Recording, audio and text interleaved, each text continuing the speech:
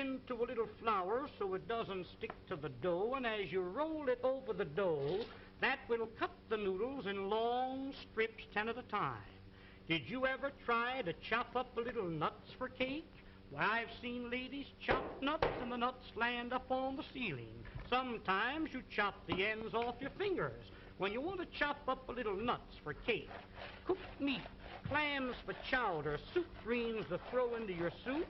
Making a little pepper or chicken hash is just a few strokes rolling it up and down.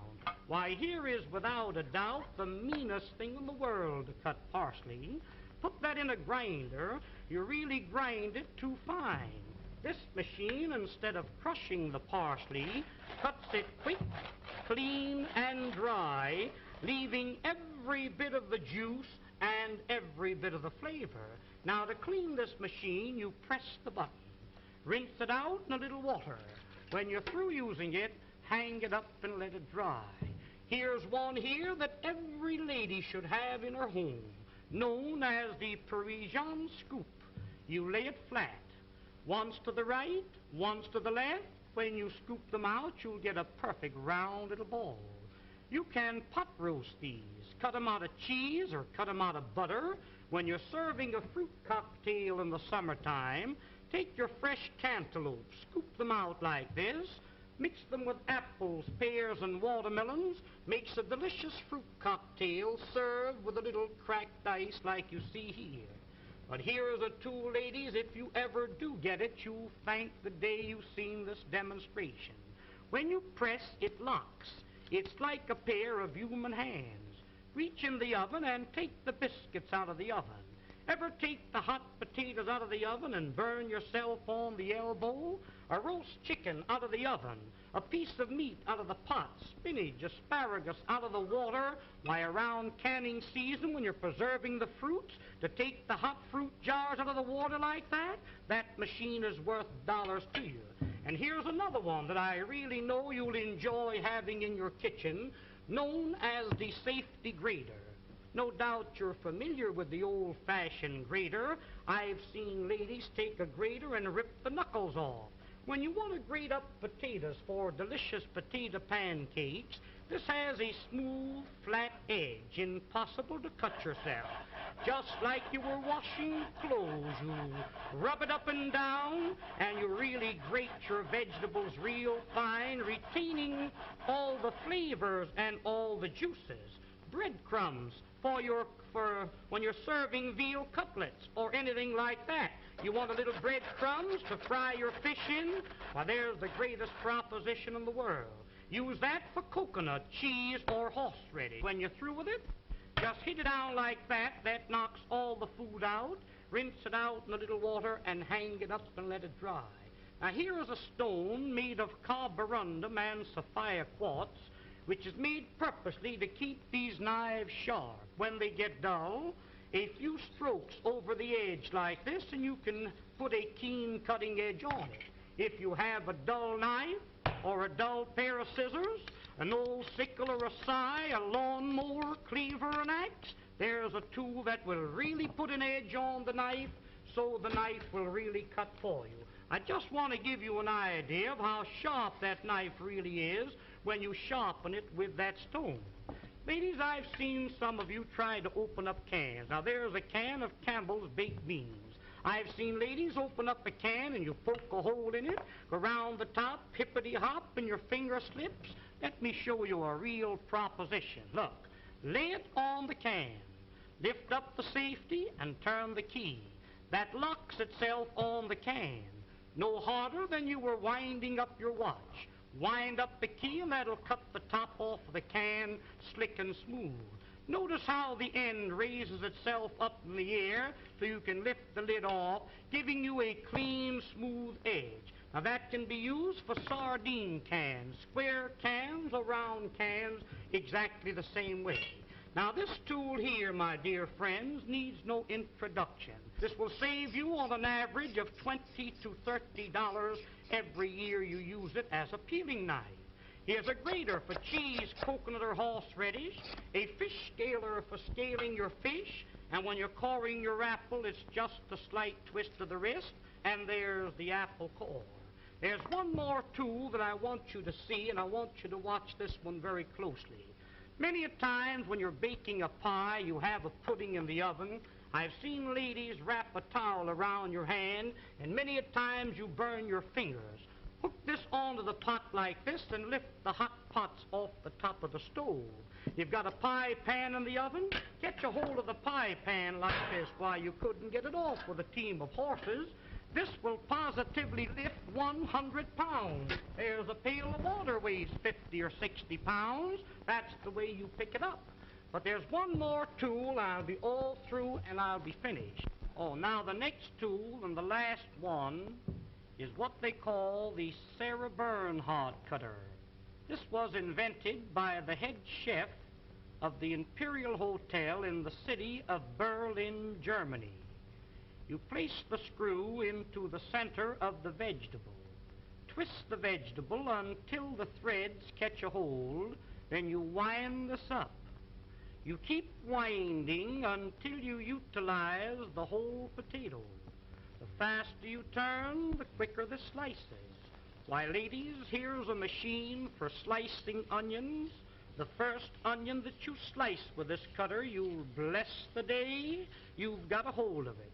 Every slice cut exactly the same thickness. Every slice cut the same size. In making what they call a rosette, pull the vegetable out like this. Pin the ends together with a toothpick. Drop that potato into the hot fat and fry it. That will come out like a donut, golden brown. If you're serving a nice fish dinner, a little parsley goes in the center with the fish all around it, makes a very appetizing dish. Did you ever try to slice onions with a knife? You know how you get one thick slice and one thin slice? Run the knife through the center. That will separate each slice individual. Almost like magic, there is every slice cut exactly the same thickness and the same size. Wouldn't you like to have a set like this in your kitchen? Why, of course you would.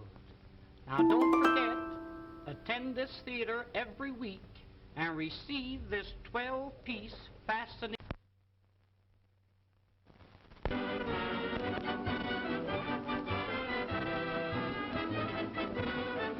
Ladies and gentlemen, the management of this theater takes great pleasure in making this announcement. To each lady attending this theater each week, will receive absolutely free a fascinating 12-piece kitchen cutlery set, one piece each time. It is really interesting and amazing to know how you can prepare your meals in an appetizing and pleasing manner. There's an old saying, and a true one, that what is pleasing to the eye is bound to be pleasing to the appetite. I'm going to demonstrate this set to you, and I want you to watch it very closely. The first cutter that I'm going to show you, now this first one is known as the Parisian cutter. Wind it through the potato like a corkscrew. When the cutter appears on the opposite side, pull the cutter out. Place the handle in the center and twist it out. This is what they call a French curl. When you fry these, they come out like donuts, nice and brown. Serve them with your steaks or pot roast them. Unwind it, there's two curls out of the one potato. Tomorrow morning for breakfast, wind a little strip of bacon around the potato and serve them with bacon and eggs. They're delicious. Different colored vegetables, wind them together and you get the two colors. Here's a little trick cut. Split the curl halfway through the center. If you're making a shrimp salad and you happen to run short of shrimp, mix these in with the regular shrimp. Upon my word, you couldn't tell the difference until you start to eat them. Now the rest of the potato, you stuff it. We'll call this a little chicken. We'll call this here some hamburger. You might have a little meat that's been laying in the ice box for a few days. Chop the meat up fine, season it highly, stuff it into the center of the potato and bake them with the skins on. When they're done, cut them in two. Serve them on the half shell just like that. Serve them in slices when company calls. The more company you have, the thinner you cut the slices. If your mother-in-law calls, give her a beak piece like that. Now, the second tool in the set is known as the garnishing knife. Everything you cut with this must come out fancy. Watch this, please. You cut down, you turn the potato, and then you cut through the edge. First one way, and then the other. Sweet potatoes cut like this. Drop them into a little batter of pancake flour and fry them. When they're golden brown, sprinkle molasses on them. Serve them with strips of bacon for breakfast while they're delicious. Here's beets, you pickle them, and carrots, you steam or cream them. In making the original French fried potato, cut them in thick slices. Put them one on top of each other. Cross-cut the slices, and you'll never eat a French fry any other way. The potatoes cut like this will not absorb the fat because they're garnished around. Pineapples cut for your pineapple and cheese salad, cut them the same way. Here is one, and this is a dandy. Cuts any thickness or any size. Open it for a thick slice, close to the top for a thin slice. Saratoga chips, you can make them for 3 or 4 pennies a pound. Just pull the blade towards you like this. If you want the slices thicker than this, open the blade, there's a thick slice. Shoestrings for your Friday fish dinner, cut them down like this. Chop them up for your vegetable soup. What this knife is really intended for is for cutting the cabbage. You know the old-fashioned board, how you rip and tear, sometimes nipping the ends off your fingers. Lay it flat and pull it lightly towards you over the cabbage. The weight of the knife across the cabbage is all that's necessary. Why, ladies, when you get slaw cut as fine as this, you'll certainly appreciate eating it. The crowning feature of the set is the cutter that I'm going to show you now. This is known as the Champeen Vegetable Mincing Knife and Noodle Cutter. Now, when you want to make some real fine noodles at home, you roll the dough out like this. Dip this into a little flour so it doesn't stick to the dough, and as you roll it over the dough, that will cut the noodles in long strips 10 at a time. Did you ever try to chop up a little nuts for cake? Why, I've seen ladies chop nuts and the nuts land up on the ceiling. Sometimes you chop the ends off your fingers when you want to chop up a little nuts for cake. Cooked meat, clams for chowder, soup greens to throw into your soup. Making a little pepper or chicken hash is just a few strokes rolling it up and down. Why, here is without a doubt the meanest thing in the world to cut parsley. Put that in a grinder, you really grind it too fine. This machine, instead of crushing the parsley, cuts it quick, clean, and dry, leaving every bit of the juice and every bit of the flavor. Now, to clean this machine, you press the button. Rinse it out in a little water. When you're through using it, hang it up and let it dry. Here's one here that every lady should have in her home, known as the Parisian scoop. You lay it flat, once to the right, once to the left. When you scoop them out, you'll get a perfect round little ball. You can pot roast these, cut them out of cheese or cut them out of butter.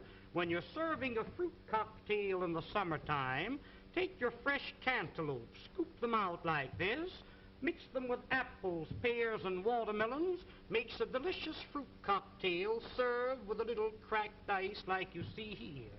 But here is a tool, ladies, if you ever do get it, you'll thank the day you've seen this demonstration. When you press, it locks. It's like a pair of human hands. Reach in the oven and take the biscuits out of the oven. Ever take the hot potatoes out of the oven and burn yourself on the elbow? A roast chicken out of the oven, a piece of meat out of the pot, spinach, asparagus out of the water. Why, around canning season, when you're preserving the fruits, to take the hot fruit jars out of the water like that, that machine is worth dollars to you. And here's another one that I really know you'll enjoy having. Evening, everyone. Happy Super Bowl day. Uh, gonna be doing chicken Alfredo tonight. Or fettuccine Alfredo. Fettuccine. Gonna use my pasta cutter, so I don't know if that's necessarily a proper fettuccine, but it's gonna be close enough that unless you're absolute pasta nerd, you're probably not gonna know the difference. You got chicken to butcher up here tonight to start with. Gonna break this down since I started buying whole birds, just cost difference. We're going to use the chicken breasts tonight, which, spoiler, we're probably going to be using the chicken thighs with the probably spinach dinner and dessert on Wednesday. Do still have the vote going for another day, but in the Discord. Oh, come on, Discord. Why don't you want to show? There we go. No one voting for everything seasoning there. I guess Karen's the only fan.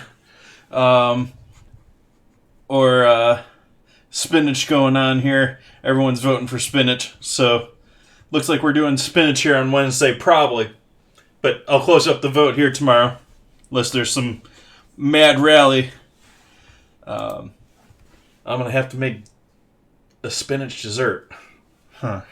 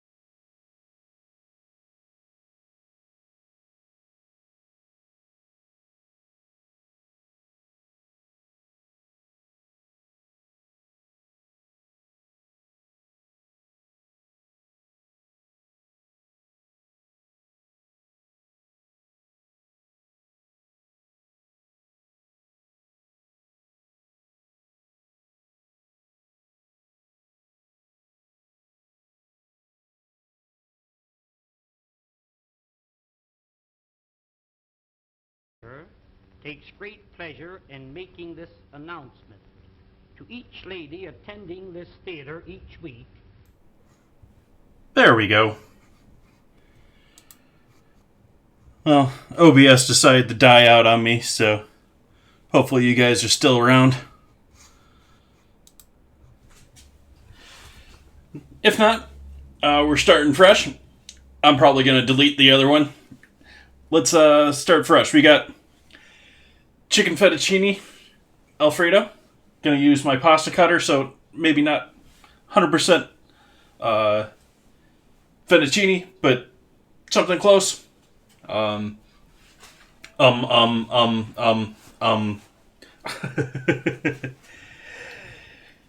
Working on chicken. Got to debone this since I am buying whole chickens these days as far as price-wise. It seems to be about the only way to really go, especially since it only takes me a couple minutes to butcher one. And it's always good to keep in some good practice on at least America's favorite meat.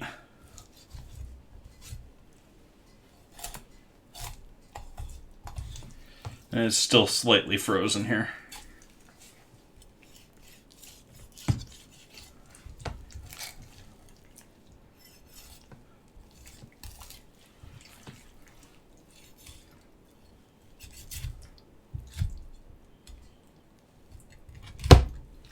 Oh, come on.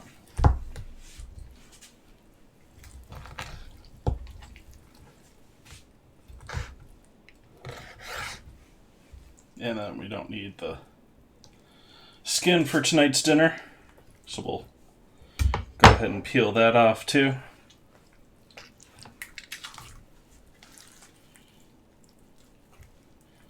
Not happy with this bruise on the top of the breast here. I assume that's a bruise. Oh no, it's not. Or maybe it is.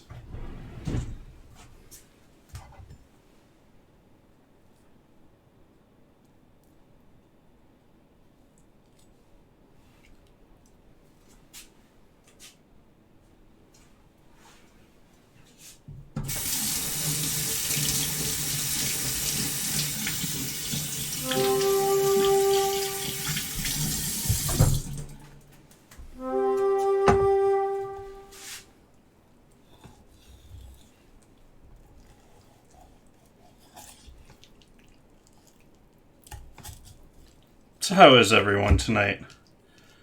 Everyone?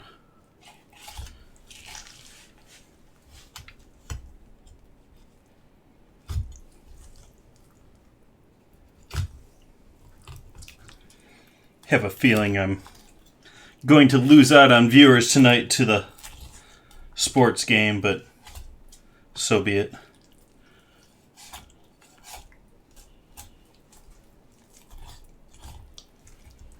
I don't really care. I'm not going to watch it. The only reason I have watched it the last couple of years is for the ads. And it's gotten so easy to just watch those online. That's what's going to happen.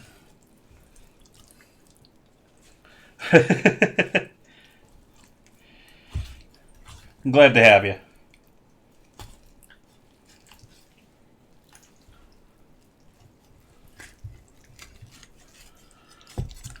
I just cut off the top of the breast there. Oops. At least it's better than cutting off part of the wing over there.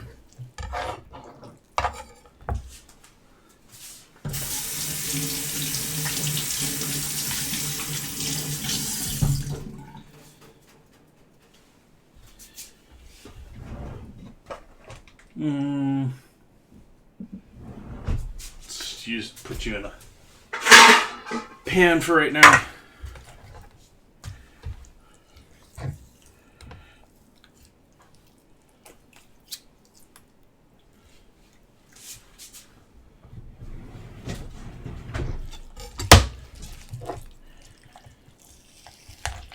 So I was saying earlier, before OBS decided to take a dump on me, I am it's looking like it's going to be spinach on Wednesday for dinner and dessert. And so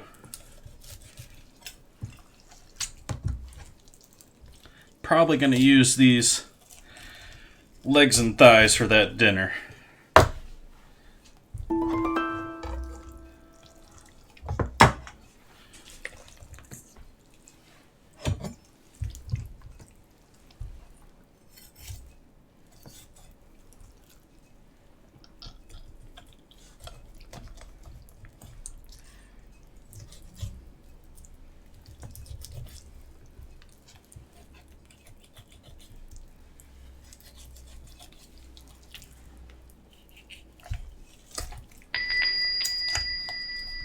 Hey, Mr. Landiggity. How you doing tonight? Yo.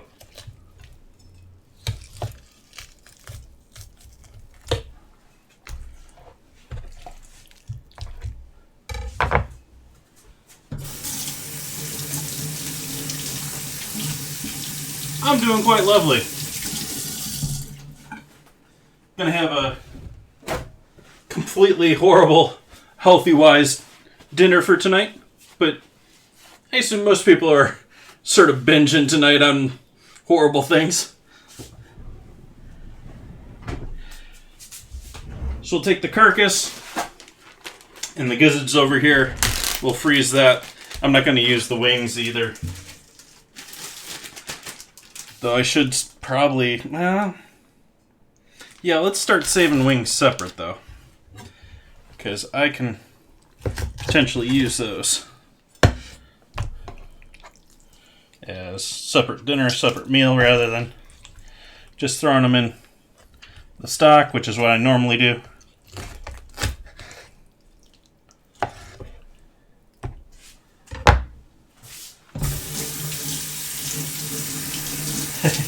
Nice, nice. Yeah, I did nachos, and I think it was this night I did nachos and cinnamon rolls and champagne, and splashed champagne all over my ceiling, because even though I had properly held the cork on it, it went flying everywhere. That was not fun. And I was in the middle of telling everyone how to safely open a champagne bottle, which makes it even more fun.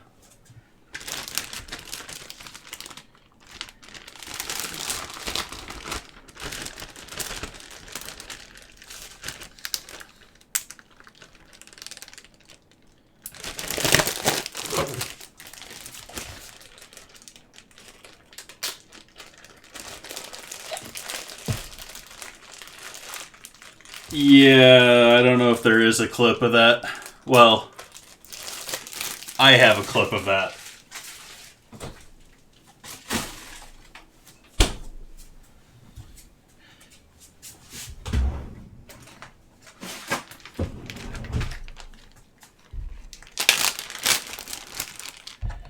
Because I save everything. Oh, hey. It's actually on Patreon, too.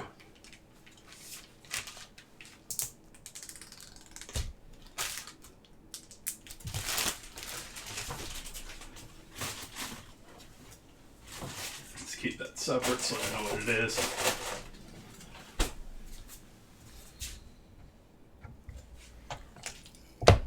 It wasn't that impressive.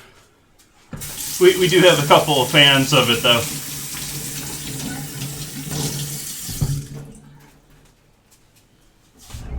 One more bag here.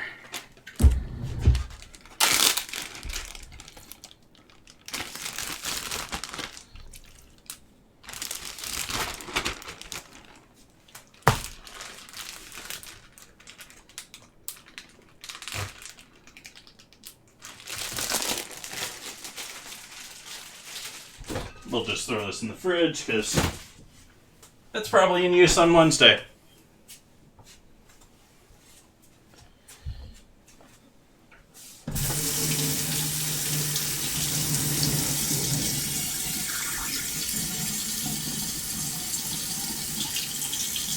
Oh, well, the problem with that one, Galliation, is any clip of that one died with Mixer.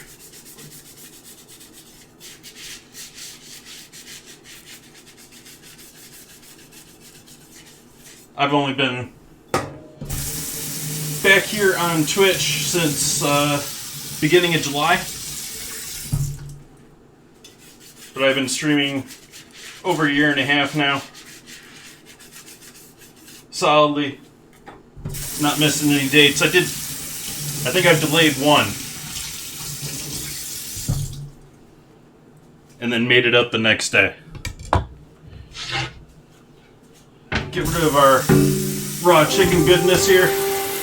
Make sure everything else in the kitchen isn't getting cross-contaminated. That's why I always tend to handle butchery first thing. Get that done, get it out of the way. Don't have to worry about anything else mixing with anything else now, really.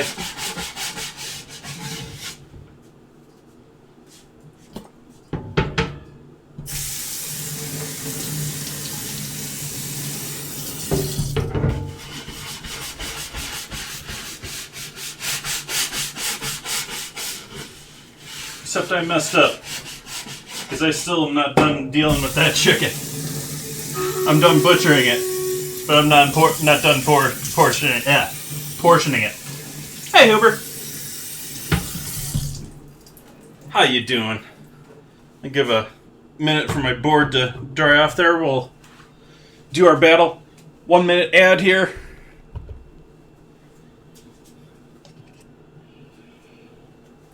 I said I wasn't done with the chicken because I have to break it down, make it a little bit thinner. I'm debating. I'm thinking we're probably gonna panko fry tonight. Maybe pan fry.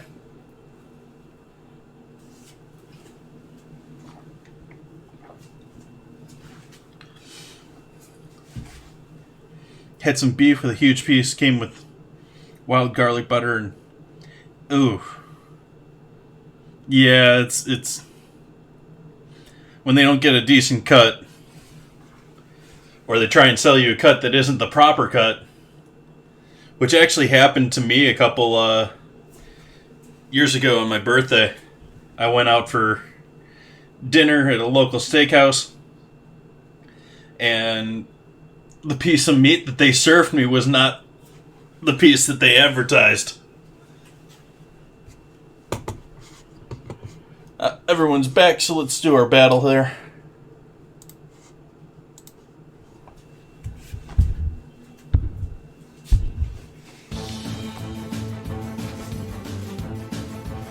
Got all sorts of little warriors down there at the bottom.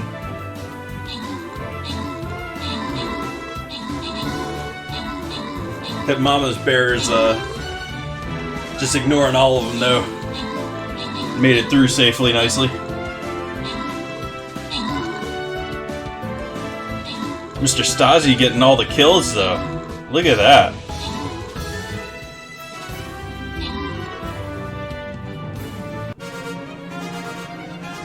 Stasi with the kills. Rocco with the assists.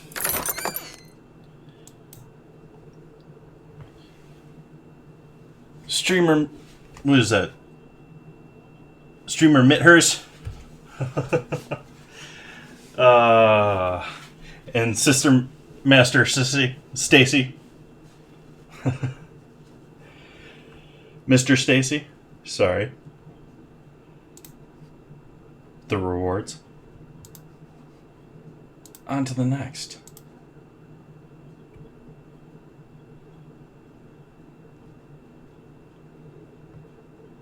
Ooh. Do want to avoid one of the sides here.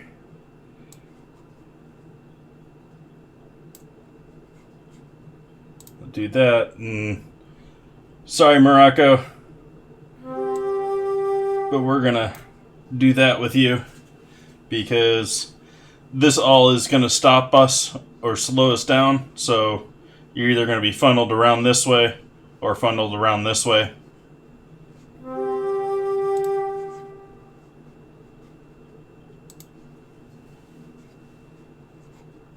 Just how that map flows. Okay, back to pounding chicken. Do I want to pound them or just cut them? I think I'm just going to cut them. Slice them in half. Butterfly them.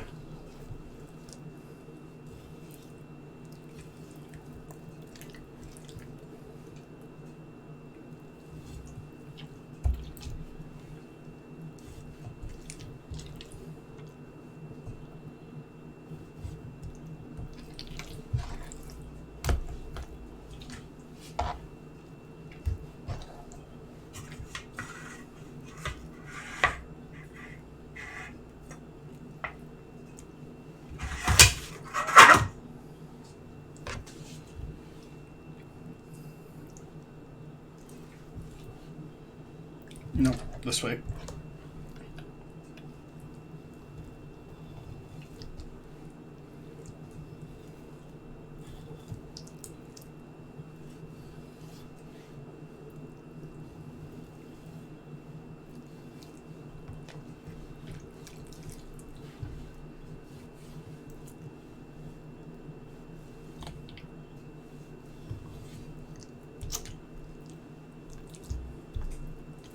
There we go.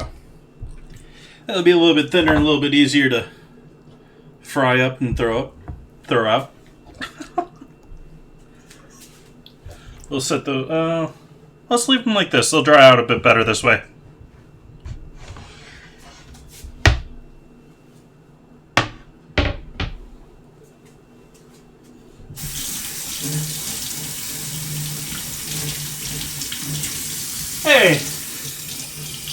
I went and forgot to change the scene. Tomblands is Stream Raiders, which if you look up Hire Kira in the chat there is a link where you guys can join in if you want to play. It is a battle that we have every 30 minutes. You guys can put your own players on the field and join into the battle, create your own army, level up your own army, all that good fun stuff. All sorts of streamers here on Twitch playing that. So, it's actually Stream Raiders Tomblands is just the current theme that they have. They have a new theme every couple of weeks.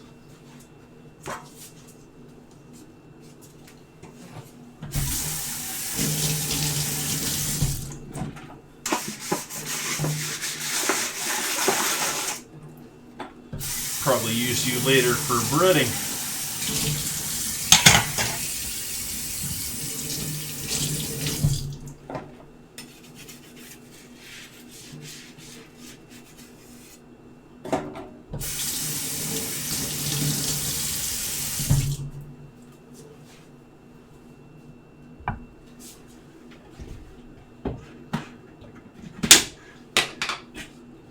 Down to the last two in this can.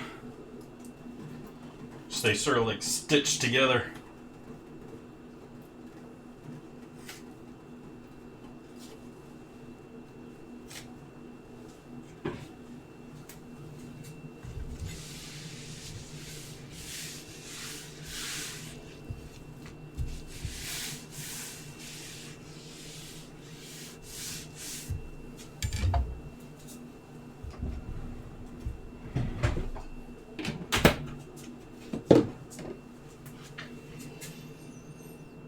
Now what's going to take the longest with tonight's dinner? Making pasta.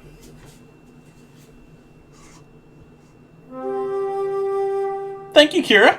Welcome in.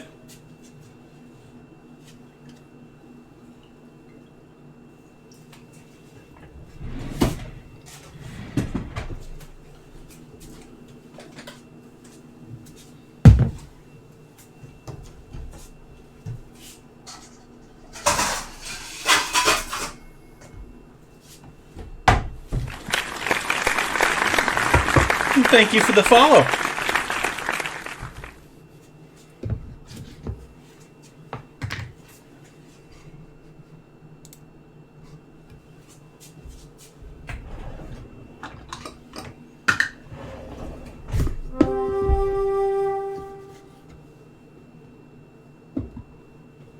Definitely need to buy more flour soon. I said that on Wednesday, I think. No, I said it on Friday when I made pasta or pizza dough. Took out half my container.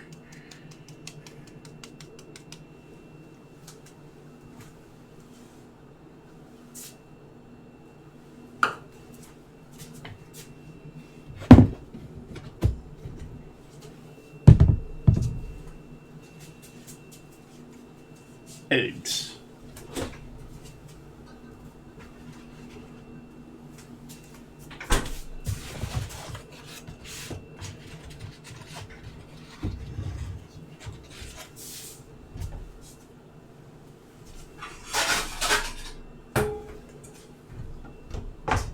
Hey, Leo. We're just getting started. You just missed me butchering chicken.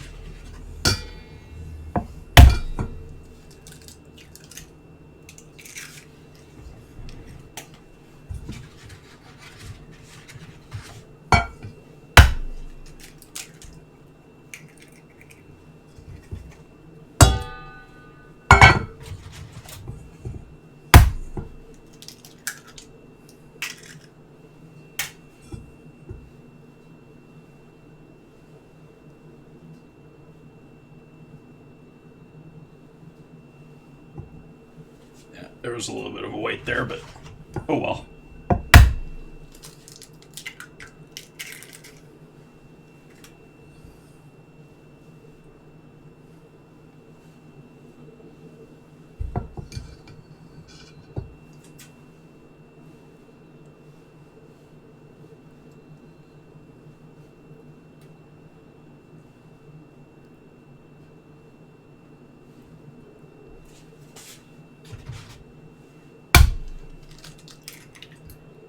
I always have this tendency to want to wash my hands in between every single egg.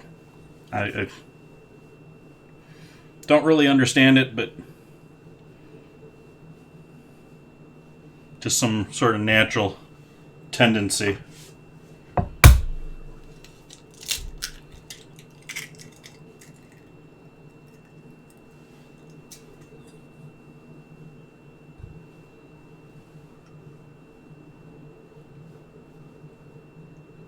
Maybe one egg yolk too many here.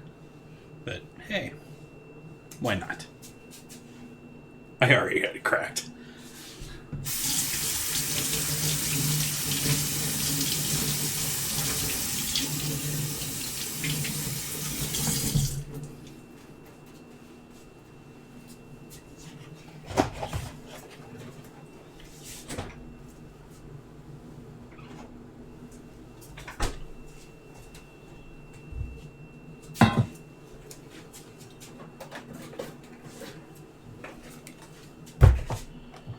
Save these for breakfast or something.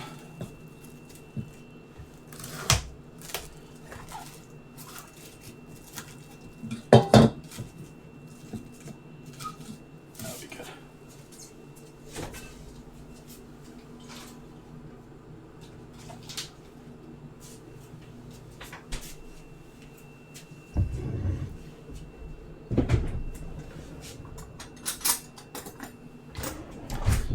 No current plans, but likely gonna become part of breakfast.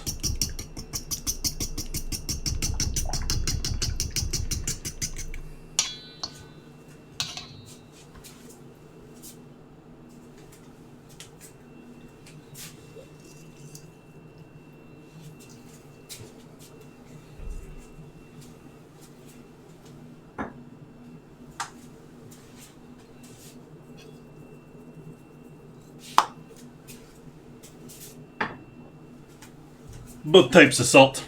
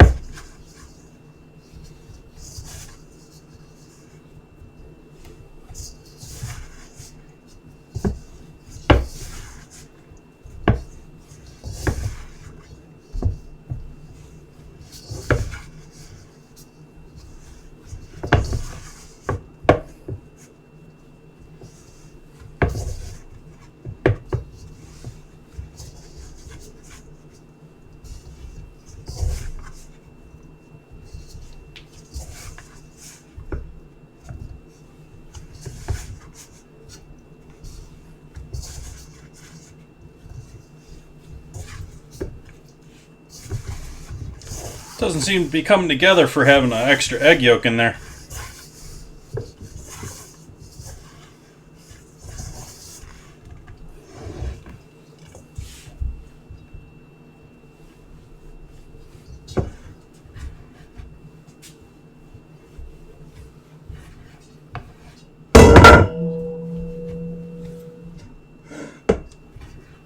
Little 2 a.m. ASMR there.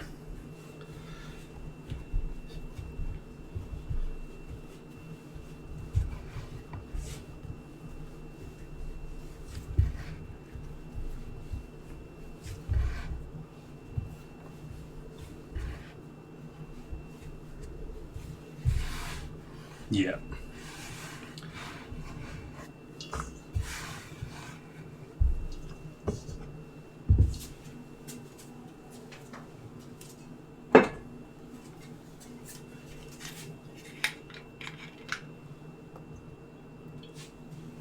A little olive oil.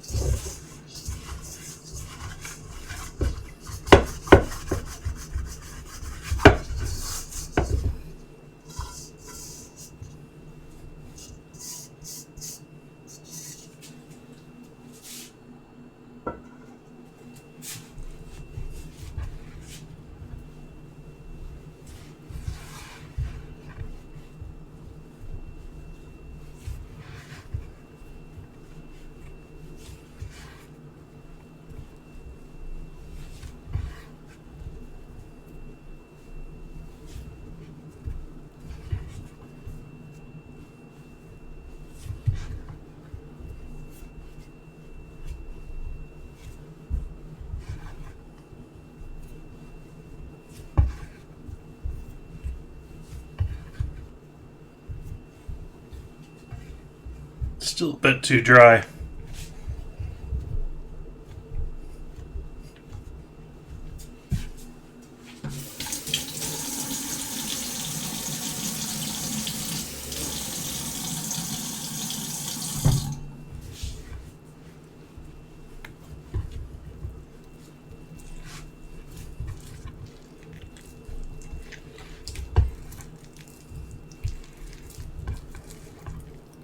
Now it gets sticky to the board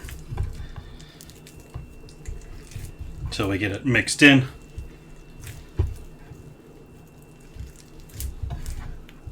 But we're not going to add more flour at this point because dusting flour, because that's going to make things worse for us.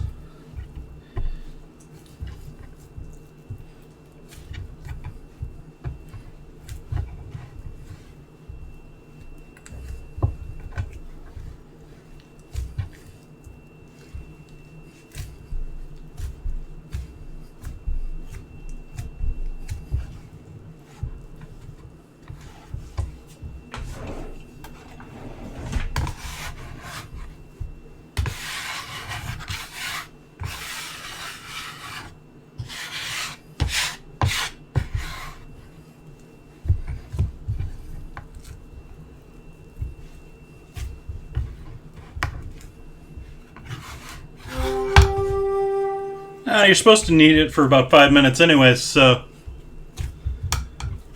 I'm not worried with getting a little bit of an arm workout.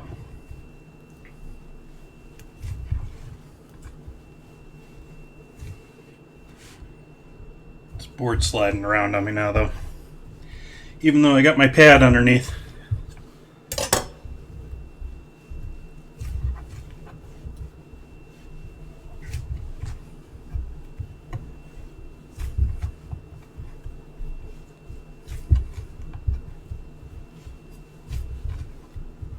It's starting to come together now. He says while panting.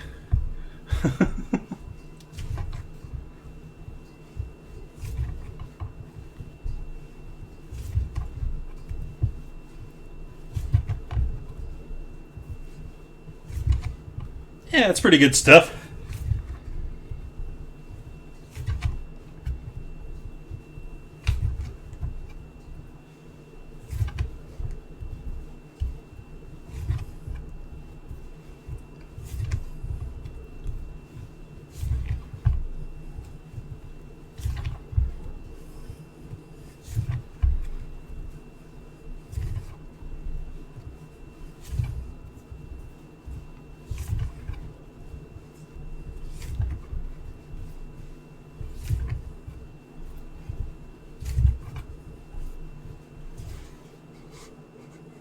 Realizing I haven't turned on the background.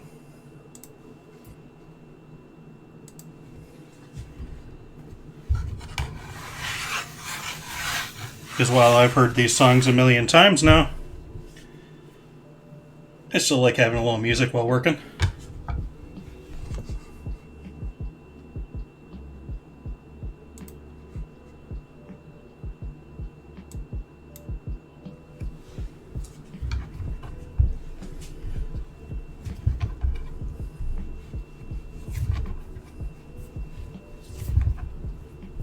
So now we're almost to the normal point that you would start kneading. So we probably do about 5 minutes from here and we'll be good.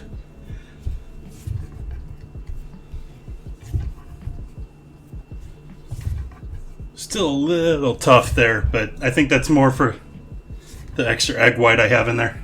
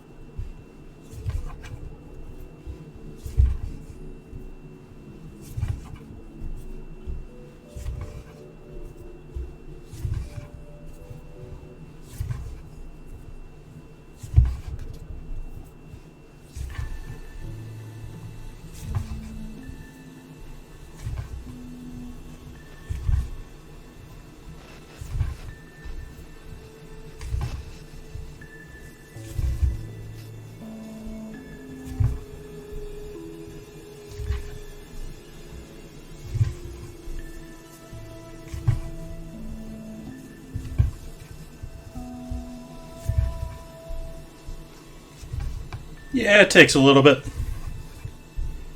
Sometimes you can get it to come together real nice and quick.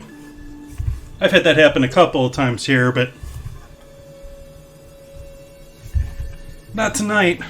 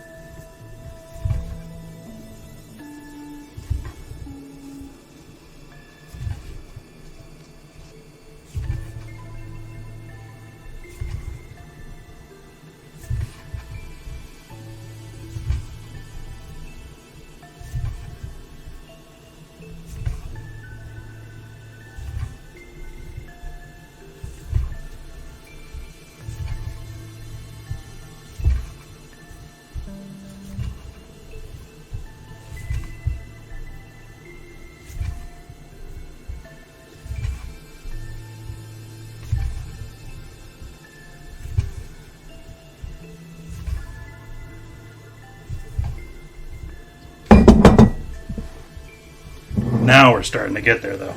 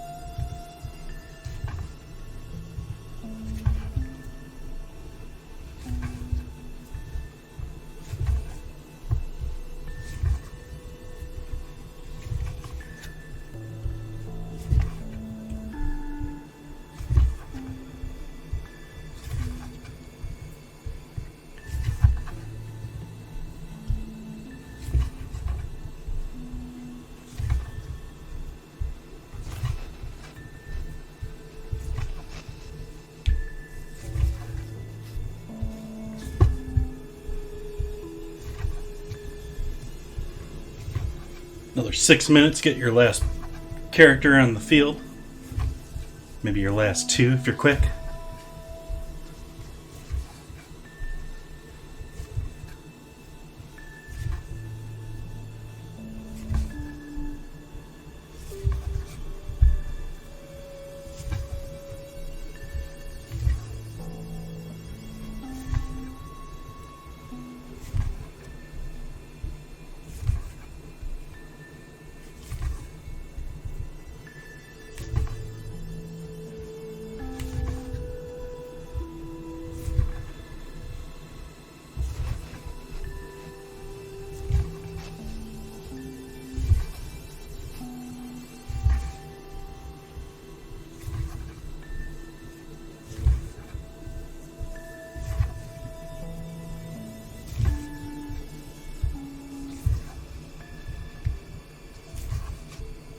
Starting to get pretty smooth here now. Not tearing too much anymore. Still pretty tight dough.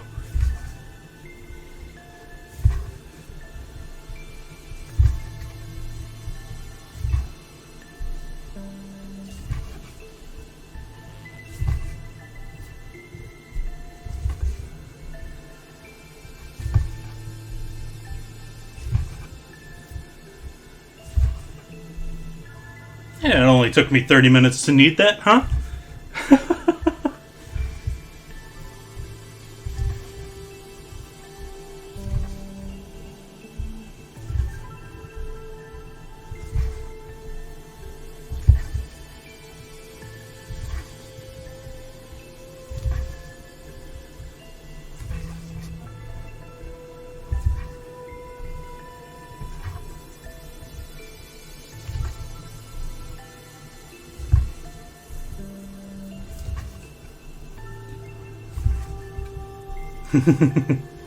Hey QNS2. How are you?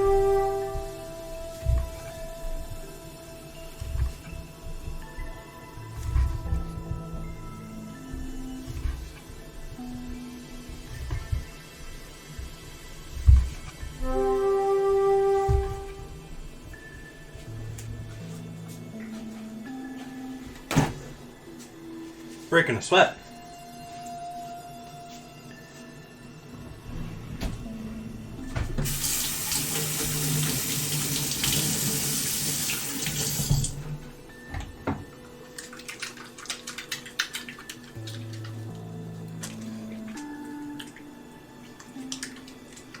Glad to hear that.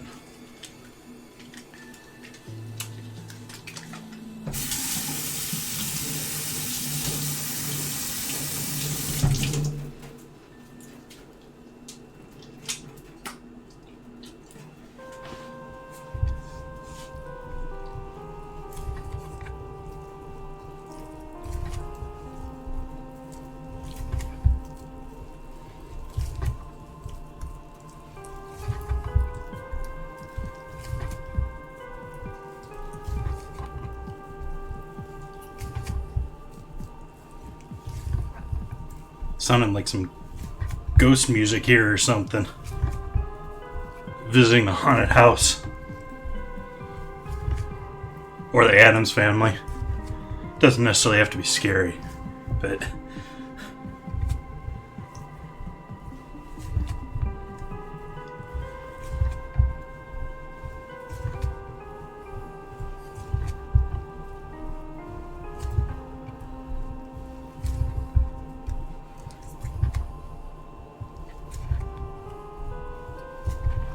Still not smooth.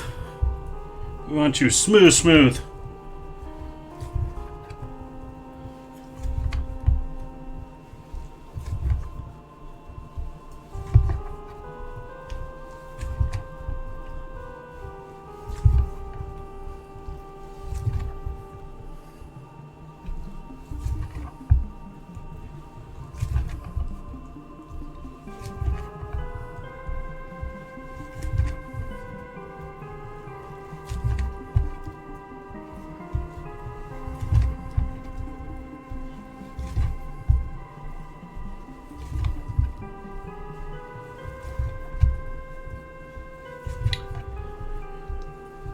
After we get this set, we can get started on our cream sauce, which I'm going to do a cream sauce and mix the pasta with the cream sauce. This is not the way you do a fettuccine Alfredo, maybe classically, but definitely not the way most restaurants do. Most restaurants do it as a quick sauté dish. I'm going to use a roux, create a properly thickened bechamel, rather than just use the thickening power of our Parmesan and overcooking our cream in the pan like a restaurant normally does.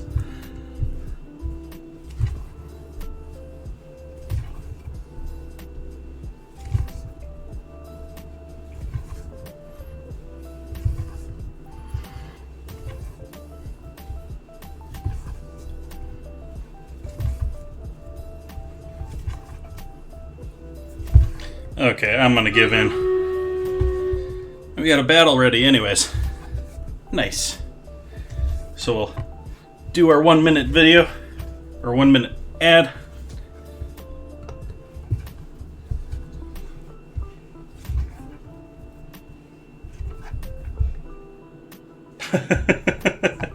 My watch thinks I'm doing a workout here.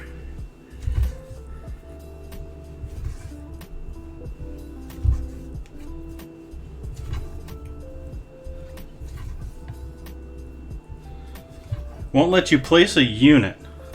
Why not? I don't know. Not sure on that one. Maybe you gotta refresh the game. They update it like all the time.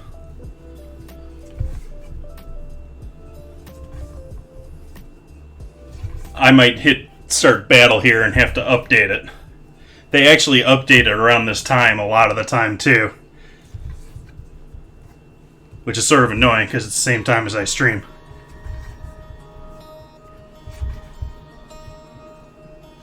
Alright. Let's do our battle.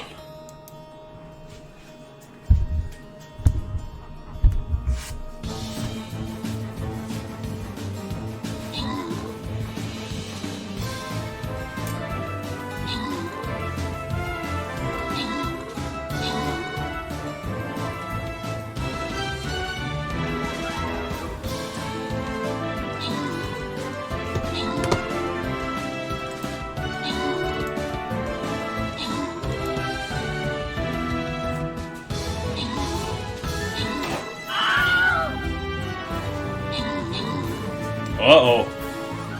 Down to the nitty-gritty here. Only couple people surviving. Tough battle, but a victory. Morocco with the kills and the assists.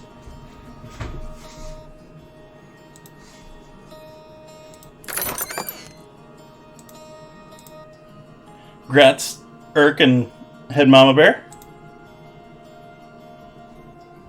Ooh, goodies. Goodies.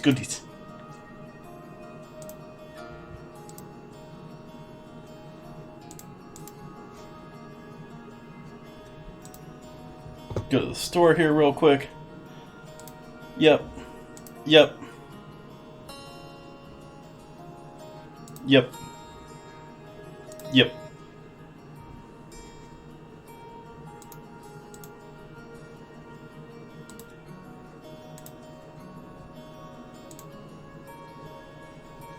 On to the next battle here.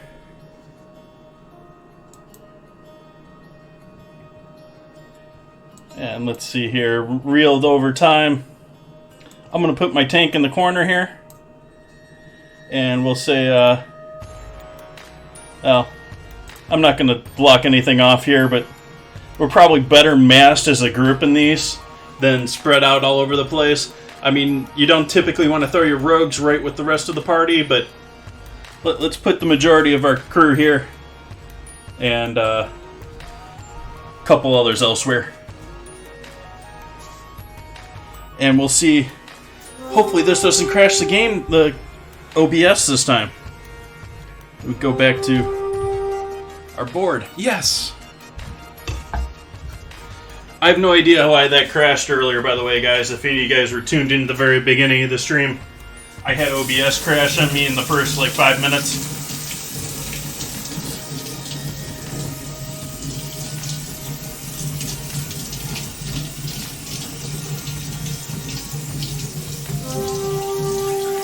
At least I assume that was the issue. OBS, like, halted. It sounded like it was, or it looked like it was still connected. It looked like I still had good internet. But it wasn't sending anything. And the video itself on the display halted. So I stopped the stream, canceled out the program, and restarted it and restarted the stream. Hey, Glass! Going pretty good so far. Not caring about sports. We're here having some fun making chicken and pasta.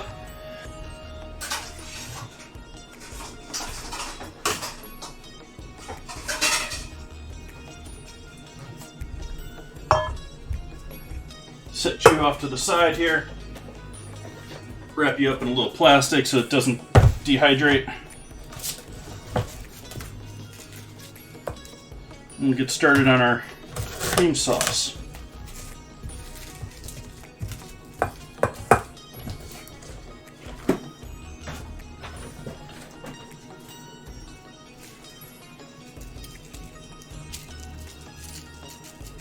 Yeah, I haven't really watched the sport for a team much of my life. Yeah, let's just not get into that.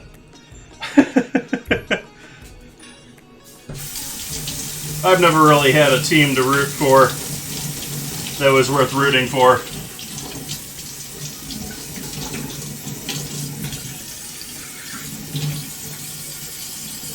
And I typically watch the game, but mostly for the commercials, and nowadays commercials you can just see them all online anyways.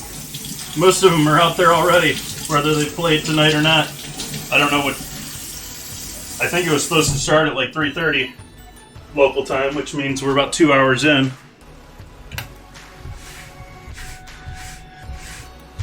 I actually thought about putting a ticker out about the game, but nah. Oh, come on, thing. Fine, we'll just do it this way.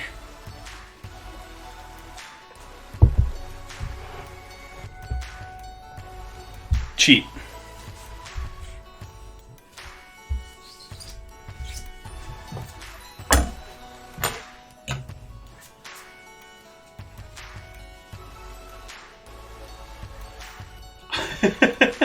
Well, there was a virtual F1 race this morning. There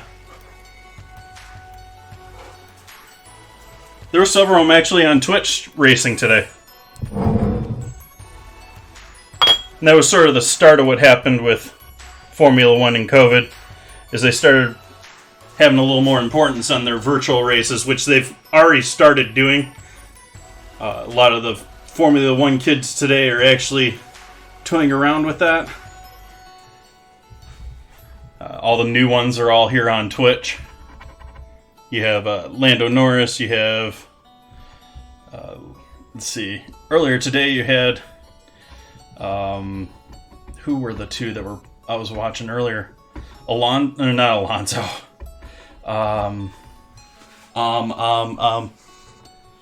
Anyways, they were all on racing this morning for the virtual Grand Prix.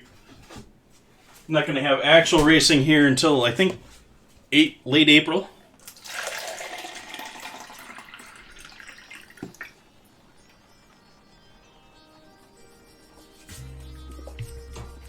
Yeah, but virtual racing is not giving you the G races. It's them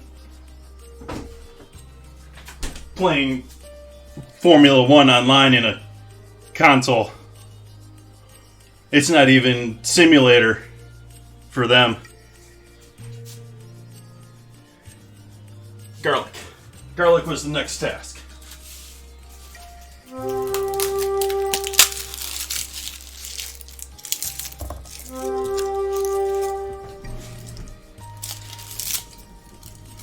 But now they're talking like the G-forces aren't even that bad anymore. Well, they have high Gs, but the Formula 1 racers are saying that the Formula 2 cars and Formula 3 cars, which are sort of like the junior to Formula 1, actually are more athletically challenging.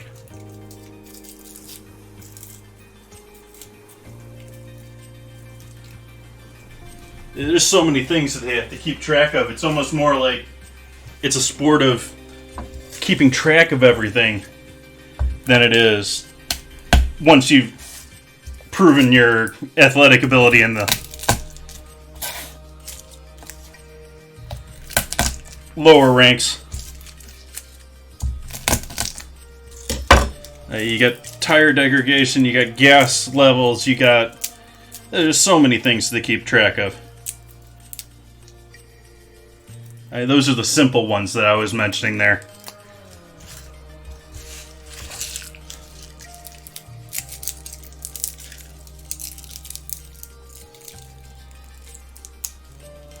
Oh yeah, we got all sorts of people streaming on here as far as music.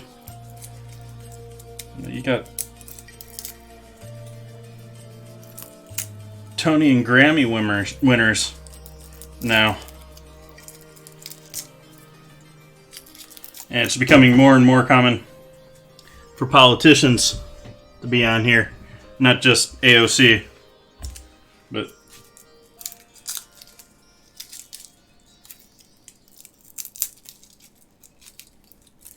speaking of that,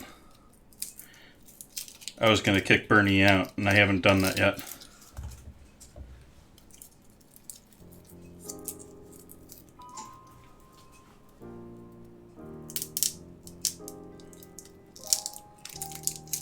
The science cook? I'm still not the science cook.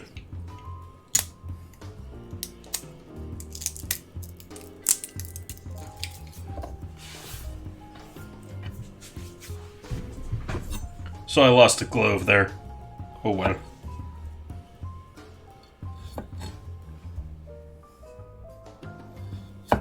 Actually, I want that clove.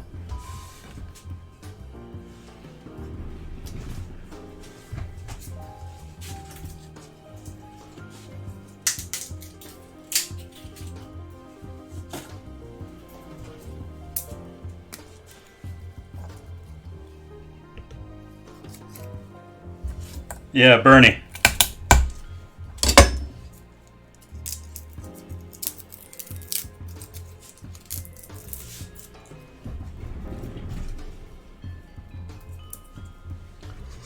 Let's say goodbye to Bernie, everyone.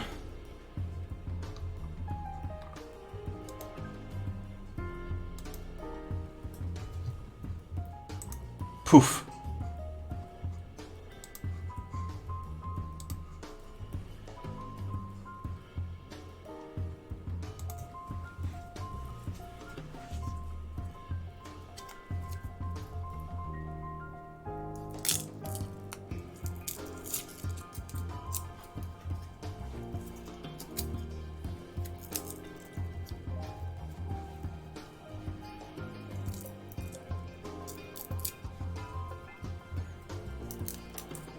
For anyone that may not be a Twitch regular, which there might be a couple out there, Bernie was definitely a meme and a trend here, independent of his politics.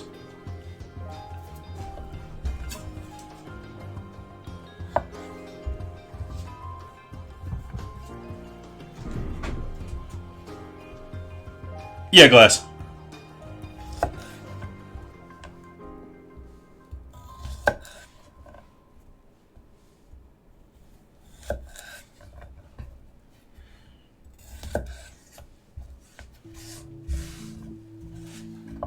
I certainly don't agree with his tax ideas, but I'll leave it at that.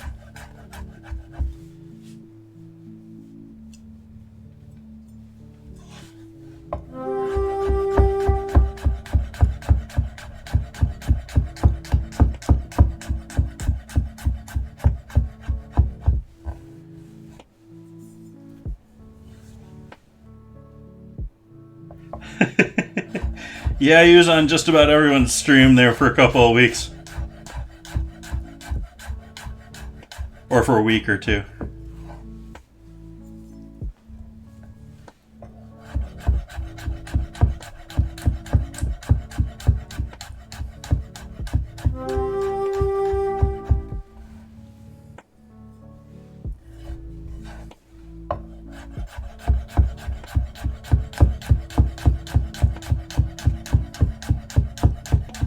But I think I saw the other day the White House or the First Lady started a Twitter account or Twitch account.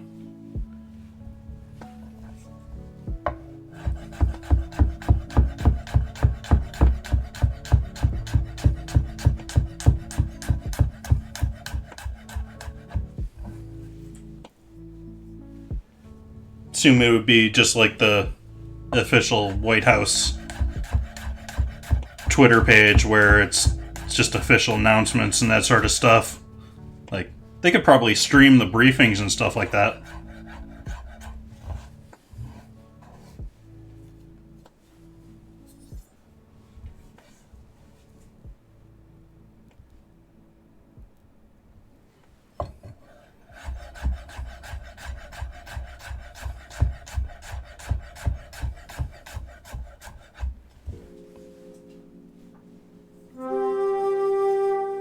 I went and saw him speak when he was running against Hillary.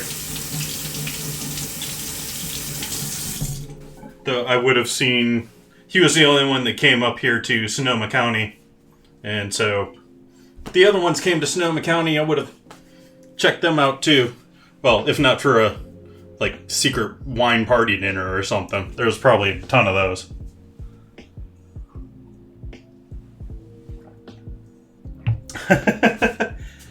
Oh, there's politics in everything. I mean, if you just look at the donation money and the amount of currency running through Twitch these days, they're going to pay attention.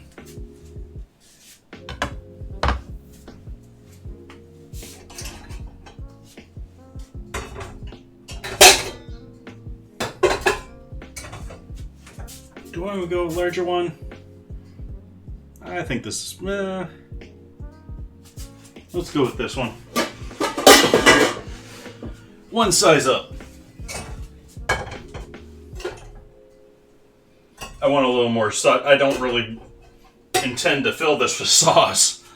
The idea is I want a little more surface space to get that garlic cooking before I get into the rest of the sauce.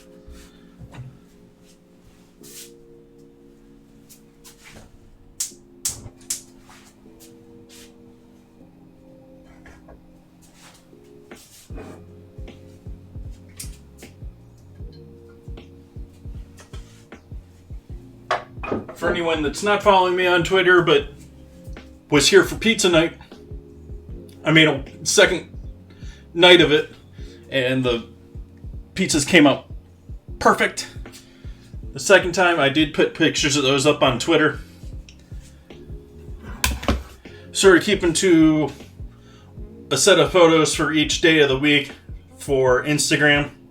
And if you'll notice, I've been successful for all the ingredient challenges. They're all a direct row down on my Instagram.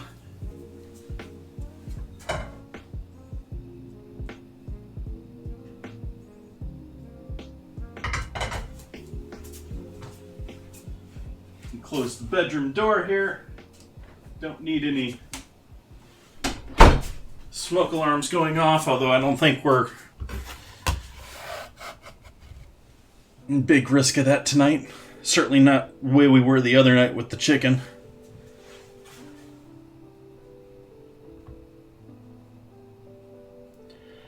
Yeah, I sort of agree, Glass.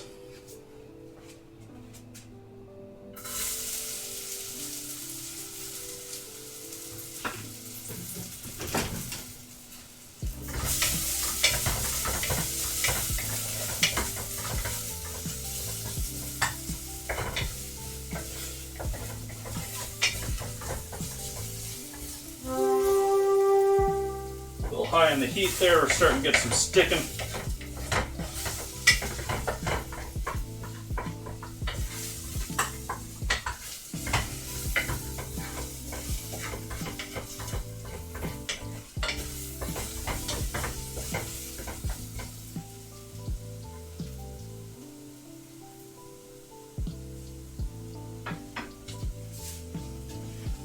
Turn that way down now, so I give myself a second here to get some butter.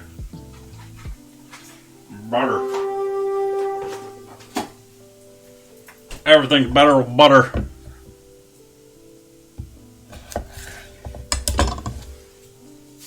It's a little less than 2 tablespoons. We've got other oil in the pan already. And this is for the roux.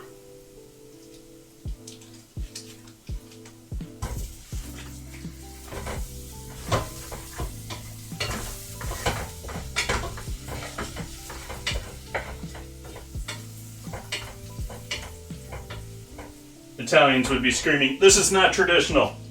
Do not try and tell me, oh, helps if you guys can see what's even going on, doesn't it? This is not traditional, in any way traditional.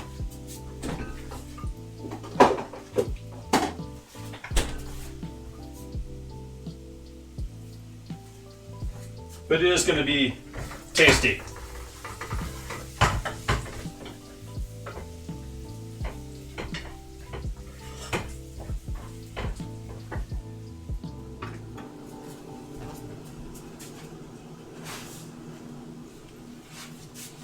Ah, my flour's over here. I already have it out.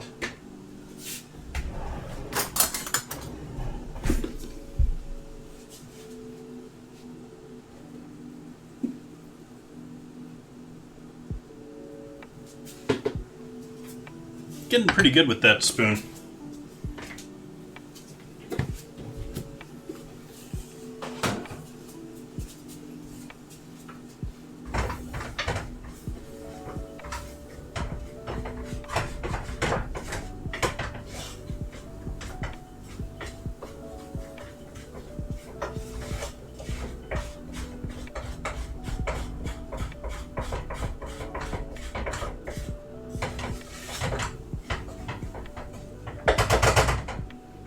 Turn the heat off for a moment. Just let that coast. We're gonna open our wine.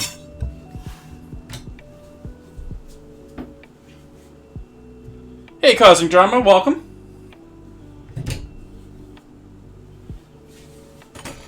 Or Lexi. I can call you Lexi.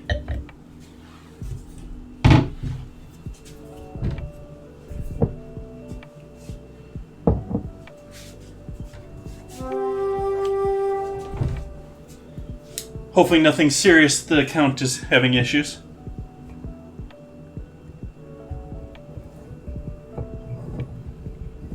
Turning the bottle. You're not supposed to turn the bottle if you're doing a nice old wine. Though this isn't. This is supermarket wine. You'll hardly ever see me do that caliber of wine. That caliber wine is something that's been aged and it's got sediment that you're worried about stirring up and things like that.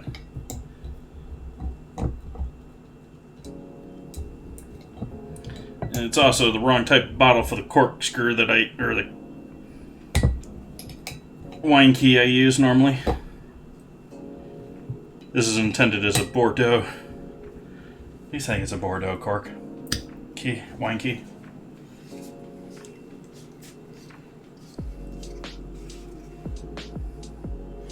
Decent, full, normal cork. I'm a fan of Rodney Strong. Just about everything I've had of theirs has been decent. I mean, hasn't necessarily all been amazing, blow my pants off, but generally been pretty tasty. So this is their Old Vine Zinfandel from, I think, 2017. That should be in the dinner command.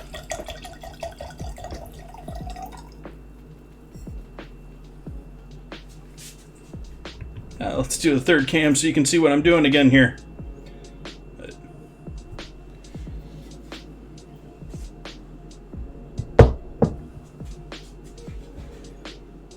Nice plum color. It's not completely opaque, which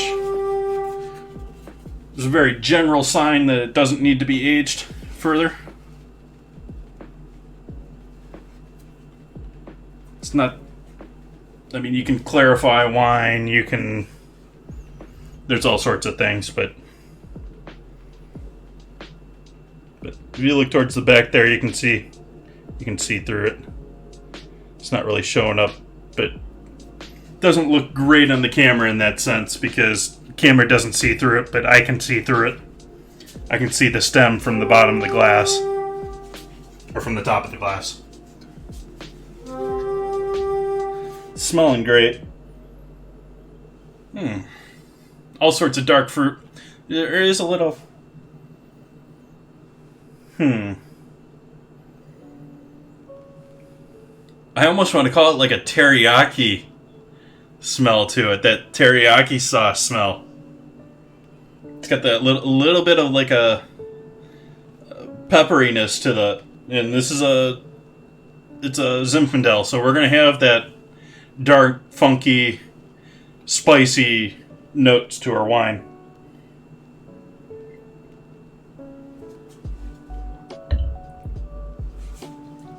Really smooth though. No real alcoholic punch at the front.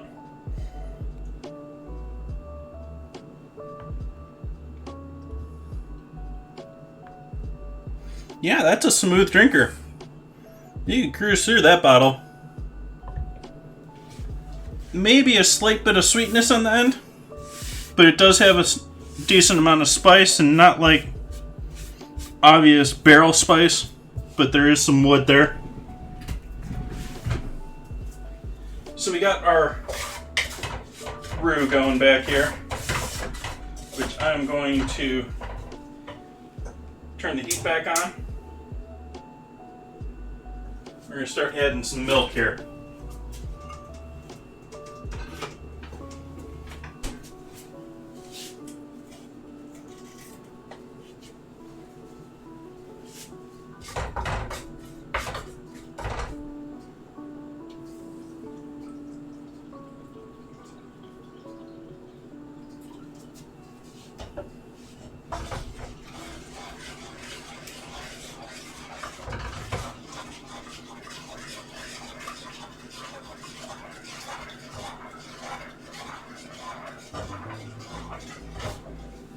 And we'll allow that to come up to a boil.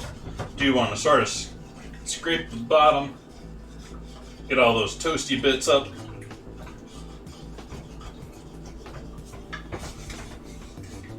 Catch up with chat here in a second.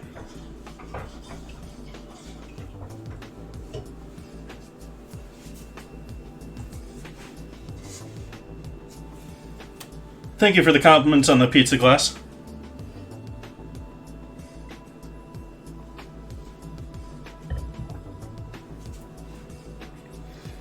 Yeah, some nice peppery, a bit more peppery this time when I picked it up, stepped away from it.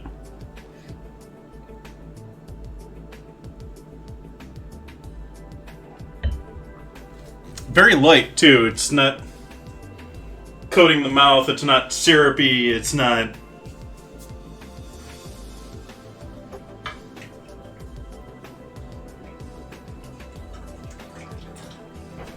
I'm gonna switch to a whisk here. Make sure we get all those little bits of roux mixed in. You don't want any lumps going, although by the time we're boiling, most of that's gonna break down anyways.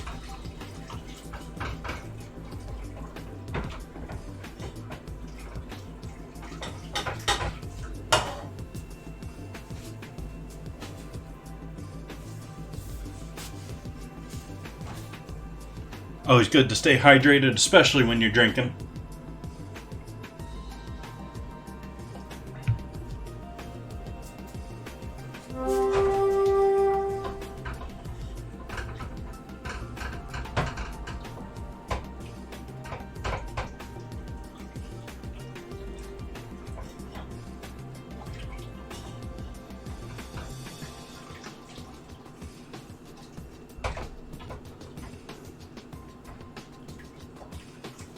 Now, if we're going really cheap, like diner style, we're not even going to put Parmesan on this. We're just going to grate some over the top and call it done. But I'm going to put Parmesan in this. If you got a Parmesan rind kicking around, this is a perfect candidate for it. I had one I was saving, but it got a little too funky and I tossed it. We're now getting to the point where it's thickening up on me. You can see there's some riveting going on with the sauce. Downside to this pan is it doesn't like to stay flat. It doesn't have a flat bottom to it, so it likes to rock. Getting close to a boil here. I wanted to put not enough liquid in there. I wanted it to be slightly too thick, so I didn't, end up with too loose of a sauce. We can still add more liquid to the pan. We can't really take it out.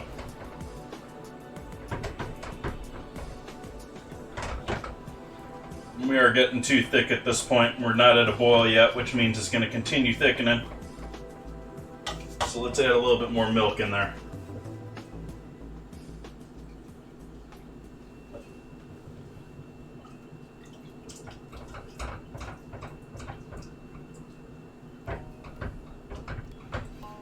We want our sauce thick enough that it's going to coat that pasta, though, and not just fall right off at the same time. That's partly how you cook your pasta, and it's partly your sauce.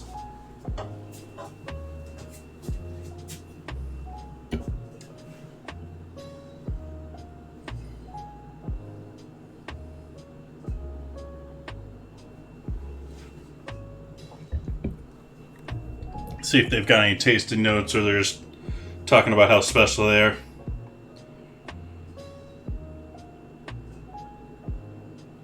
And yeah, there is some, they mention mineral rich. There is minerality to this wine, which is, it's sort of being hidden by the fact that it was a red wine, but it's there. It's good they mentioned that, because I wouldn't have if it hadn't been brought up. American oak, French and American oak. I'm much more of a fan of French oak than I am of American oak. Raspberry jam, black pepper, and a hint of clove. Spice flavors. I don't know if I get the clove. Definitely get the pepper. And it's like a black pepper. And get the berry and fruit to that.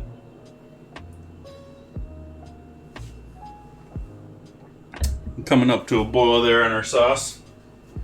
Let's see what we got.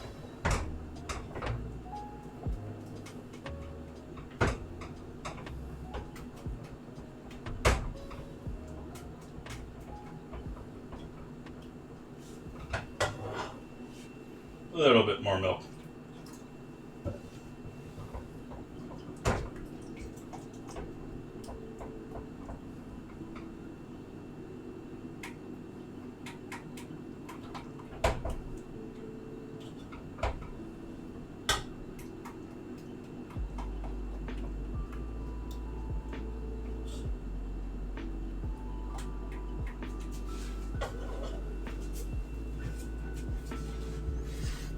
Get the pasta machine out.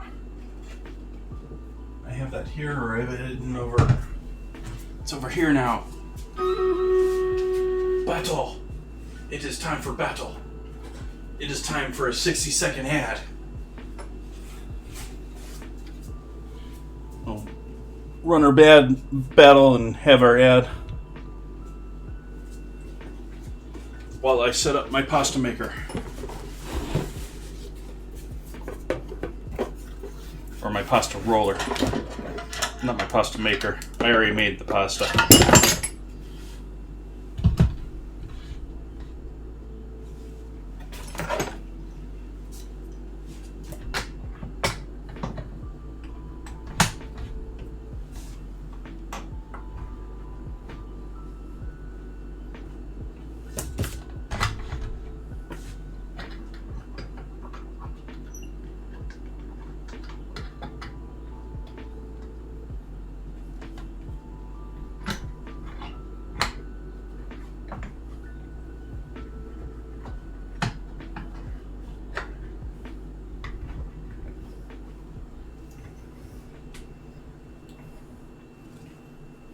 That's good enough for now.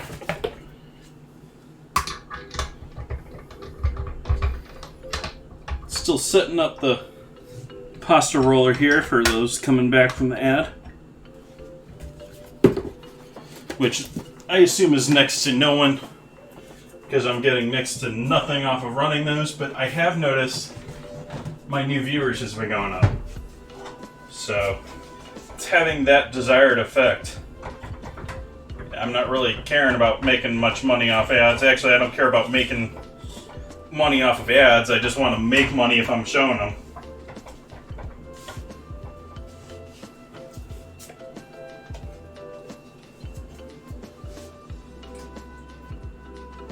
Still too thick on our sauce here.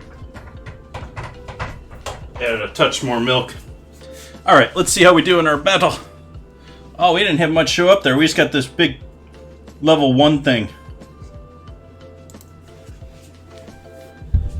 It's ginormous, but it's level 1. A rogue's gonna take it out in the first 30 seconds. Yep.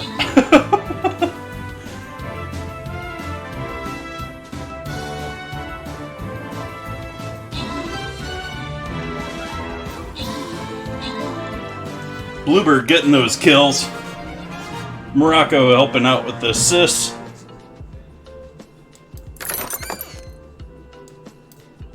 Fanged Mermaid with the scroll. Congrats.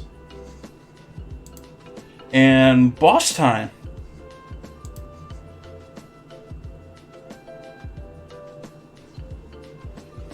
Let's see, we got that. Can't really go. I'm going to put my guy right here. And you can sort of put your stuff here or here. I wouldn't put anything back here because you're going to have to.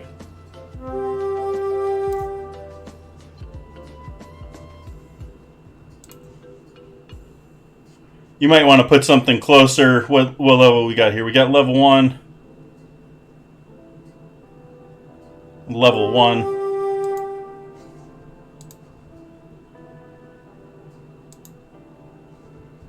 Yeah, the rogues aren't going to go for him, though. Rogues are going to go for that guy. So it doesn't really matter where you put your rogues.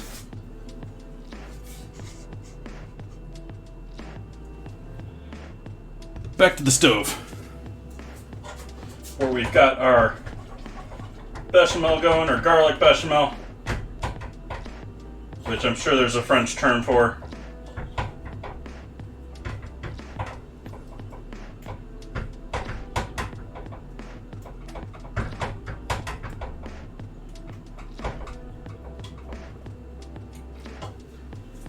We're going to set that aside and let that sort of just hang out at a really low flame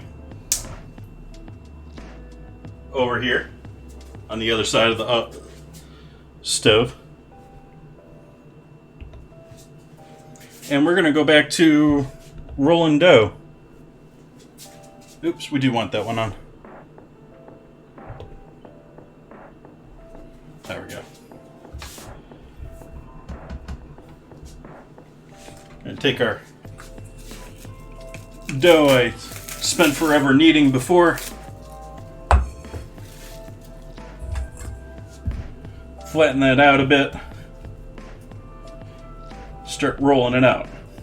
We're going to move our chicken over here.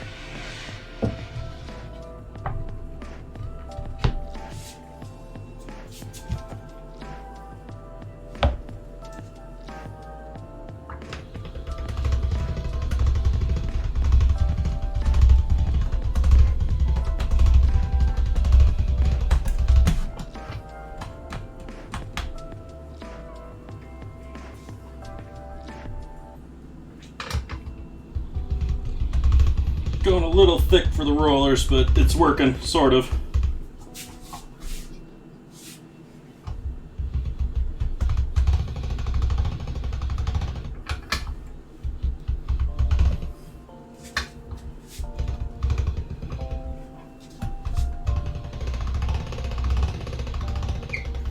Now it's binding up.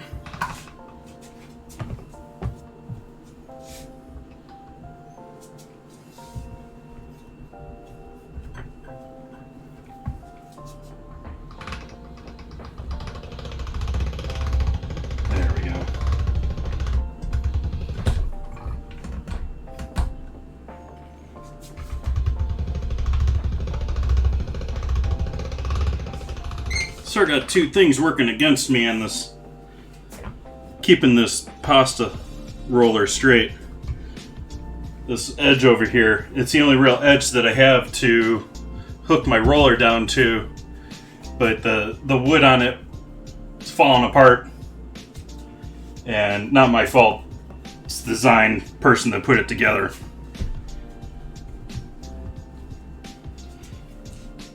And it doesn't really have room to be attached in the first place. So we'll run this through again here.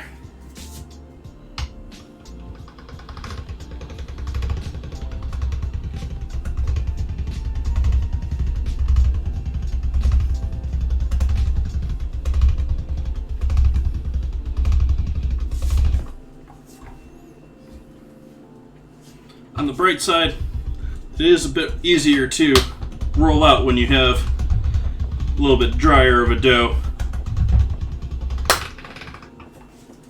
Popping bubbles.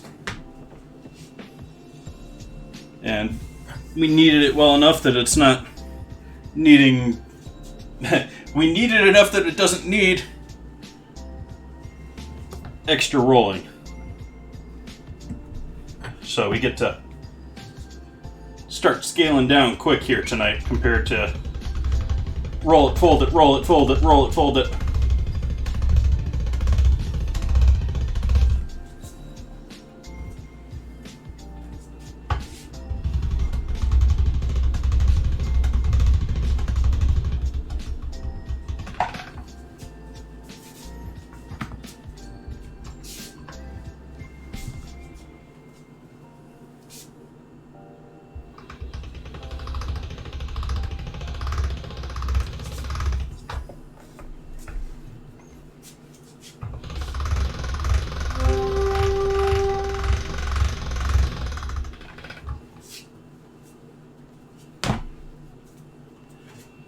Should get some water going here too.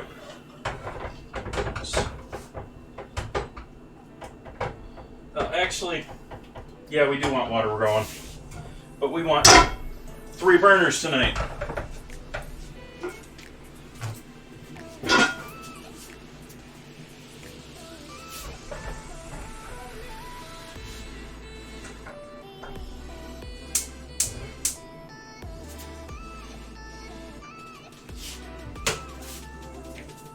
Fan on, rehydrate.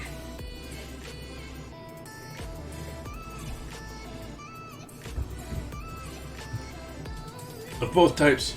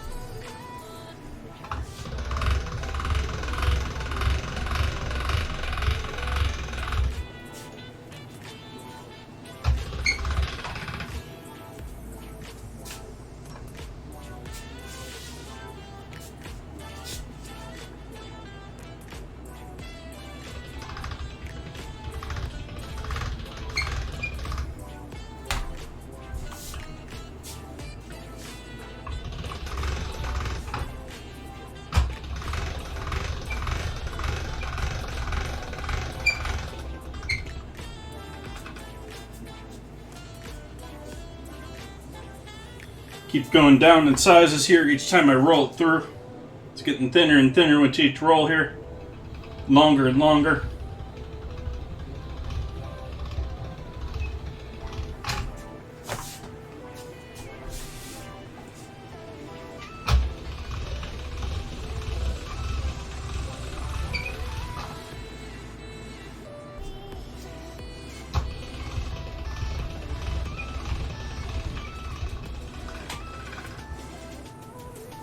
I think this is going to be our last roll here as far as thickness. You can go thinner on this guy, but for our cut we don't want to go the thinnest.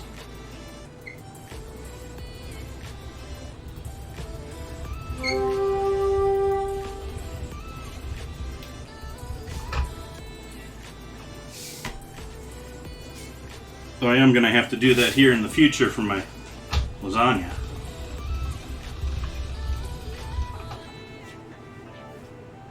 It's not on my immediate list of things coming up, but I think I'm going to have to do lasagna here. It's been a minute.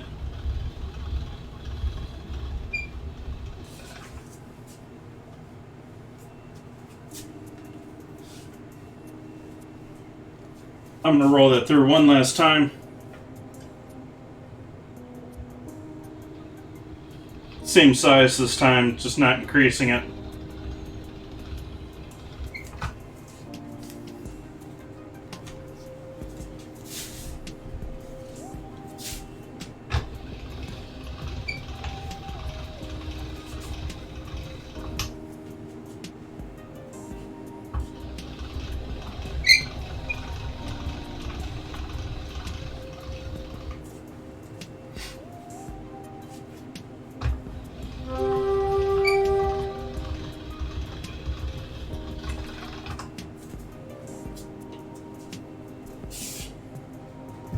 I am going to slice this in half just to make it easier to...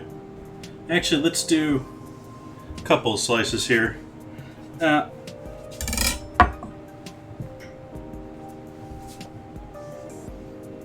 Let's do thirds. I don't want to do 4 of them.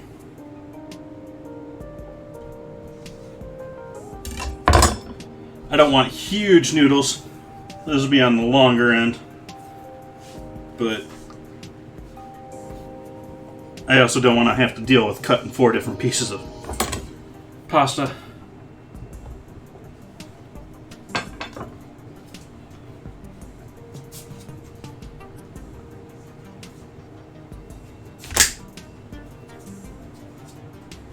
Move over to our sort of fettuccine style cutter.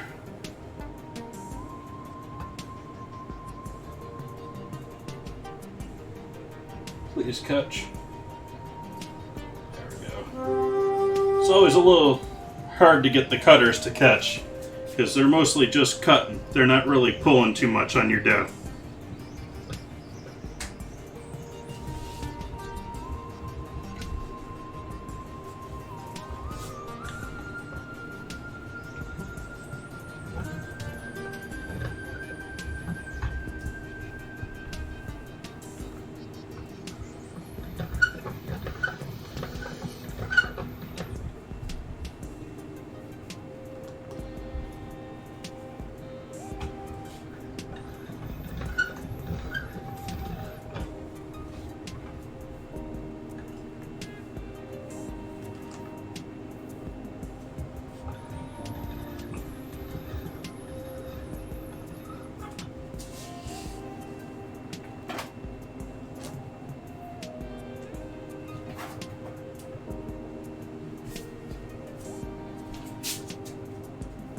Give me one moment. I'm going to wipe down here. I'm just dripping sweat at this point.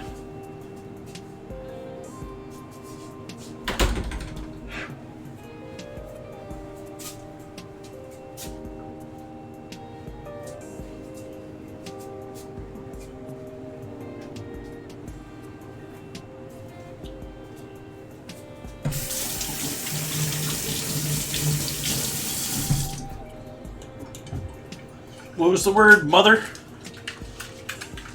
Yeah, mother's in all sorts of cooking. Whether you're following mother's recipes or you're making a mother sauce.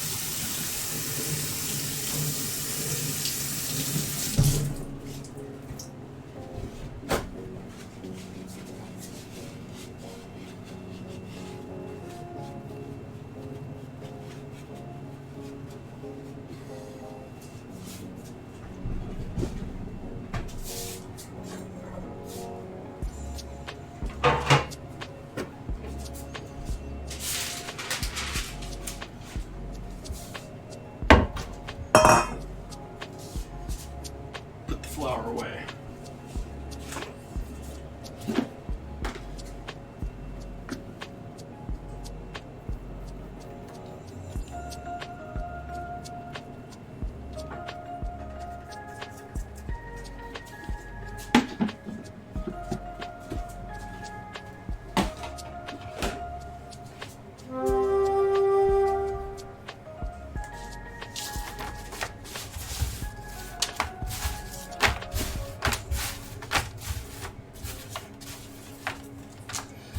pretty dry, at least compared to some other pastas I've made, so I'm not hugely concerned about them sticking tonight, but always good to get them light coat in flour, or keep float coating them in flour. This is looking rather wet at this point, actually. By the time you have some flour dusted on this at this point.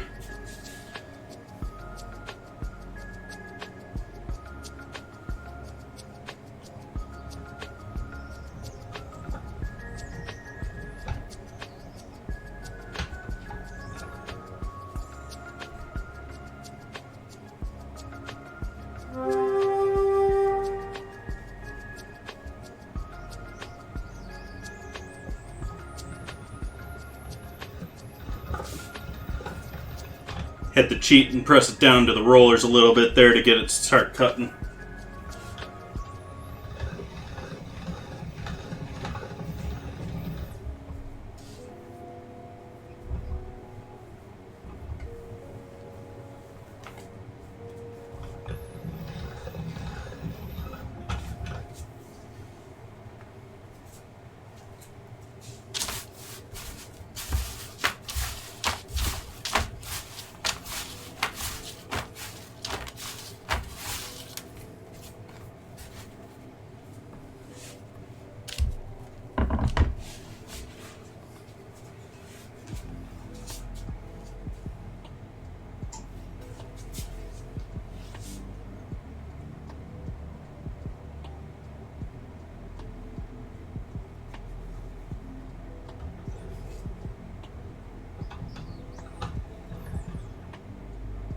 That time it didn't even work.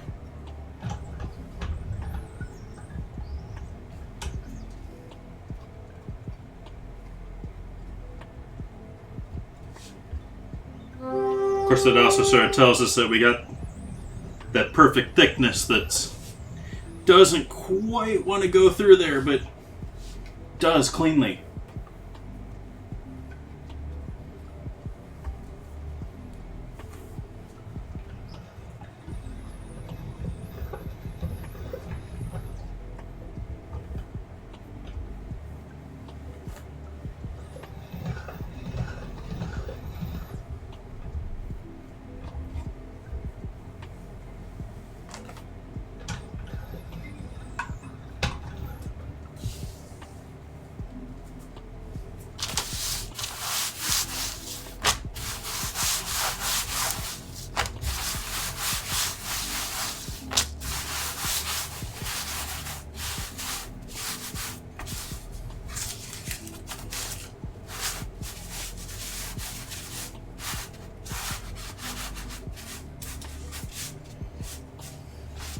Alright, so our pasta done.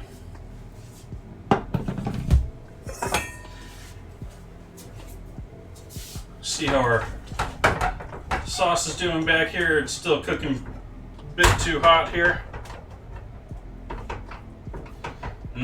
Garlicky.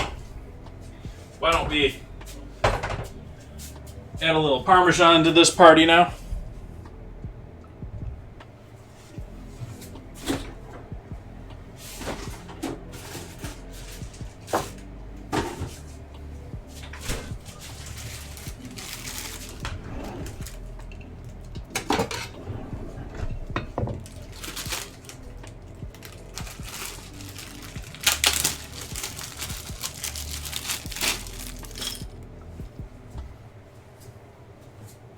Real stuff. There is a taste difference. It is noticeable. If you try them side by side, this has got flavor.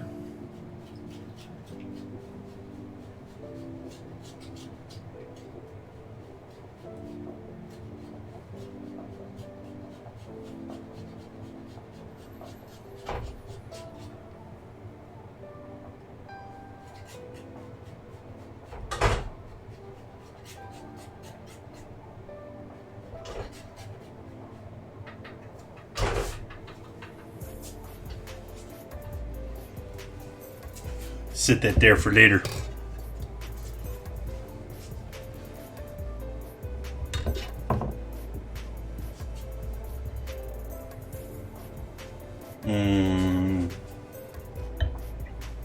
I like Zinfandels.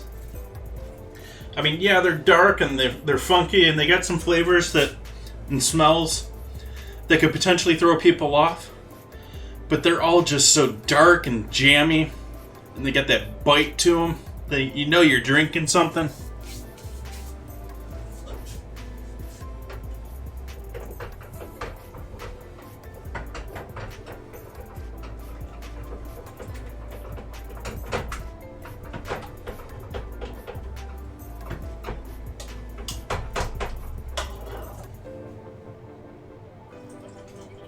Yeah, we're tossing the rest of it in there.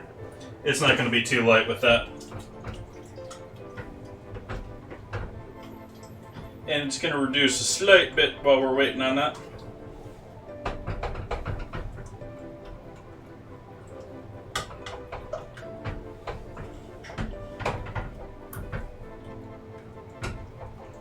Probably slightly over the amount of liquid that we need here for our pasta, but we're not too far off. I'm going to take this back and put this back on the back burner again.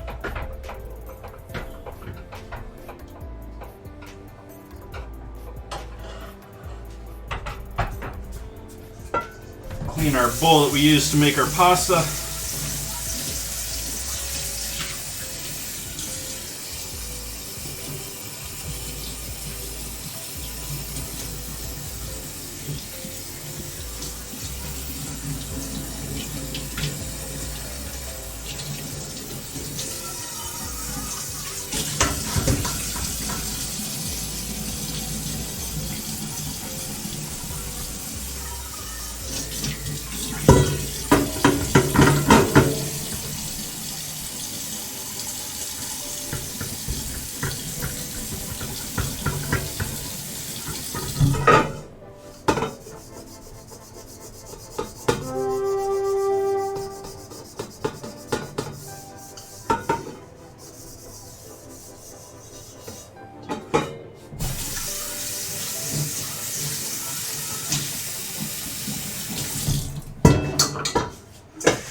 Seems like things with flour are like the hardest stuff to clean in a home kitchen. Roasting pans can be a pain in the butt.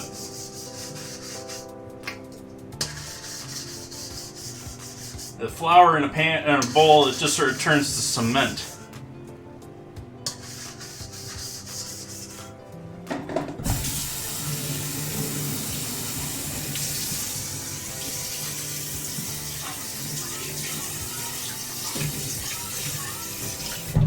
You have to wet sand it off.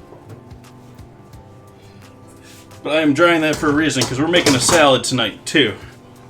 So we need to do some veggies up here.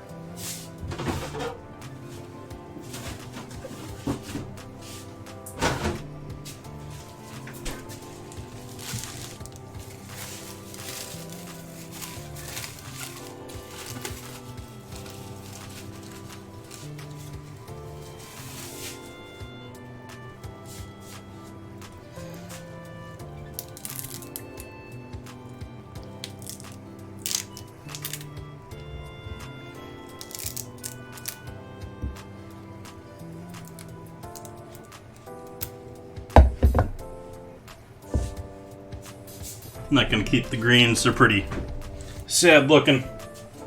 But they're perfectly good to go in the salad as well.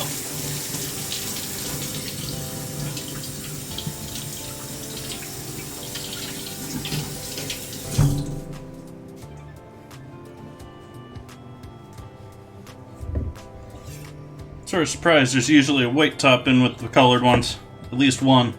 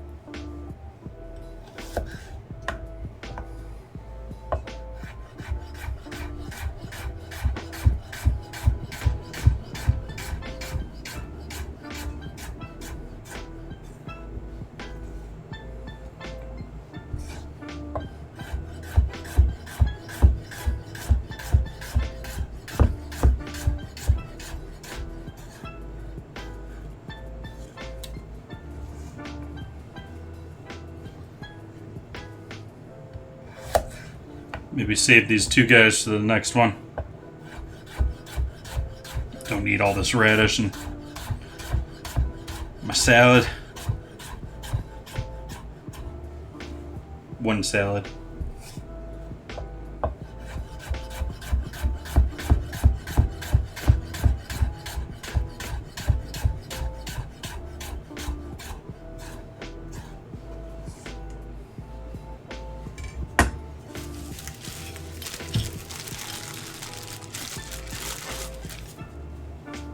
Call it.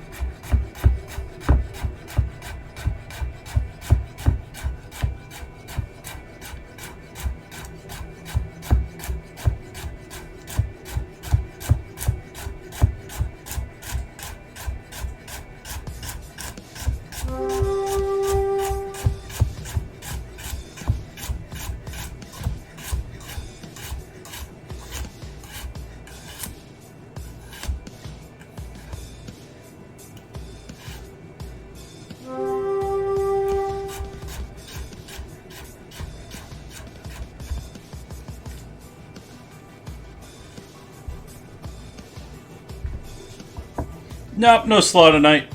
We're just making a salad.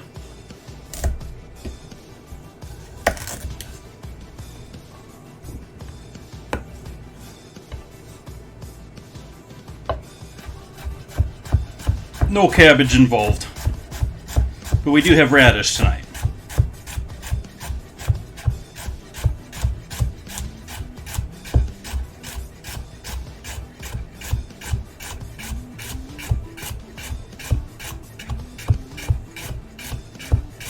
How you doing tonight, Leo? I think you already answered that once, but hopefully you're having a good one.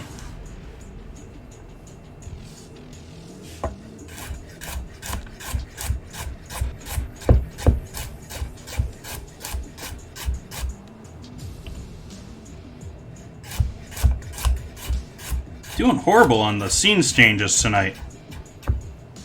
Sorry about that, guys.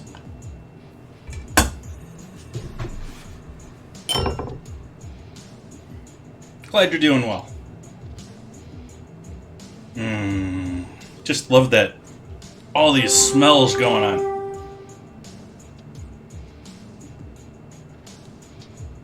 If you're not catching on, I'm sort of digging this one tonight.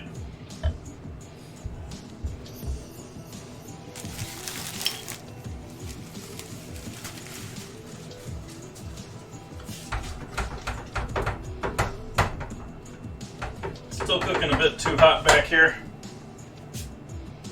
Turn you all the way down.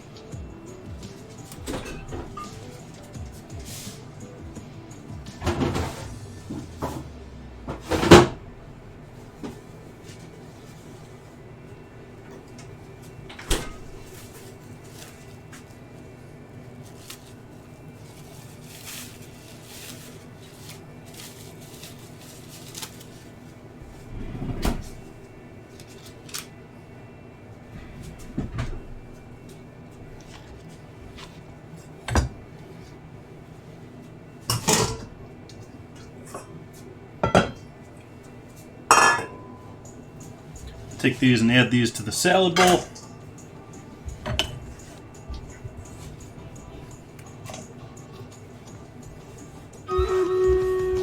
Battle. It is battle time. 1 minute ad.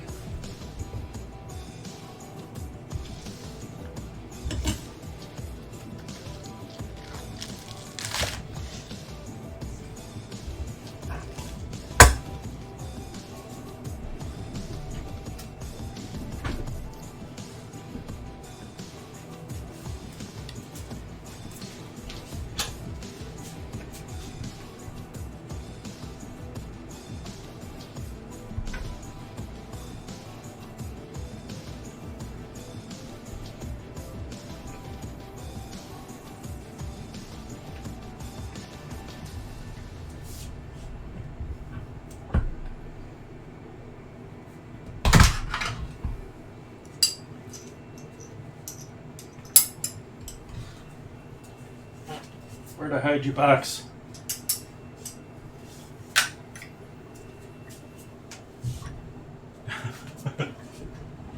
Put you in the old spot for it. Bumped the camera there, sorry about that. My apologies.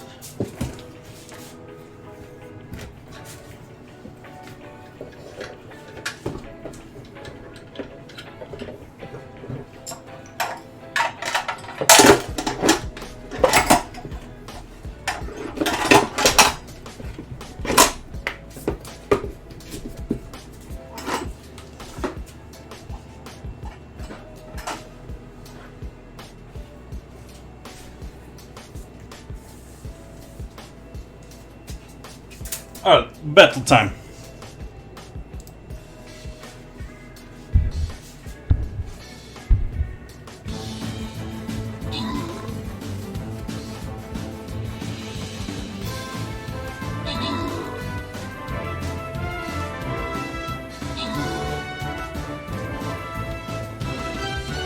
Rogue's running away with the kills again. These aren't very fearful bosses at the end of a map, though, if we can't even get...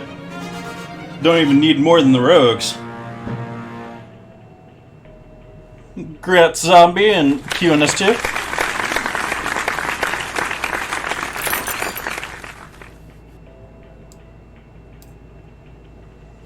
And Barnacled Zombie with the scrolls as well. Boss defeated. Victory. Paladin scrolls. Orc Slayer scrolls. Nice. Be starting on a new map too. Ooh, I get some upgrades. Nope, not to my breacher tank though.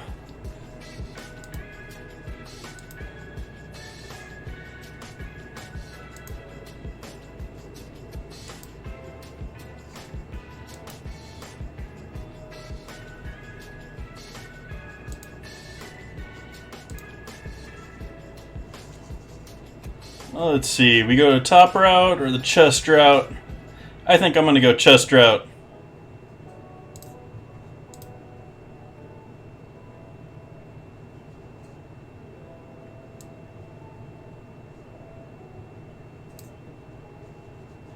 And you want to skip the center here again?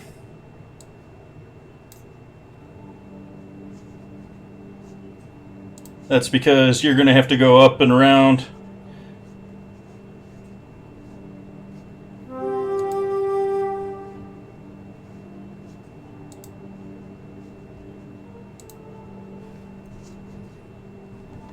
Alright, back to making salad.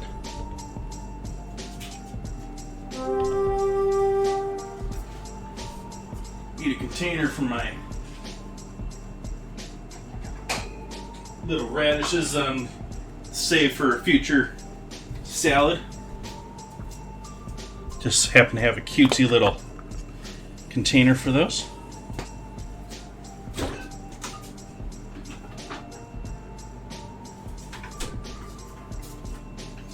Green onions. We're going to save the green tops for garnish on our chicken. Or actually for the pasta.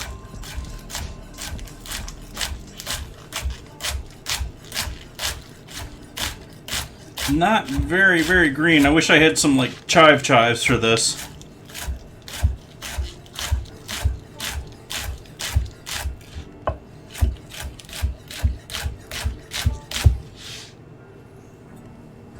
We'll save that for our garnish for later.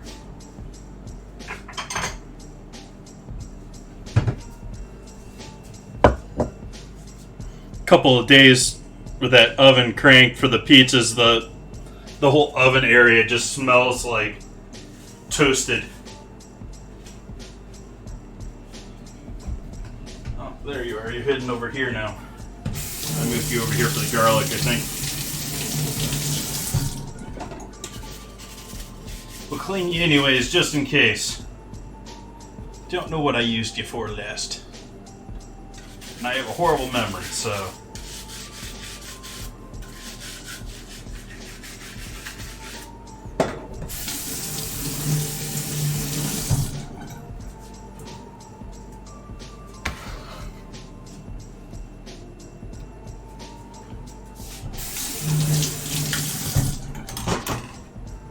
The rest of these we'll throw in with our salad tonight, since I don't have plans for these.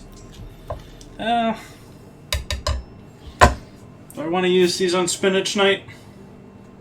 Let's skip it. I don't even know what I'm doing on spinach night. I was just like, can we use them for something else?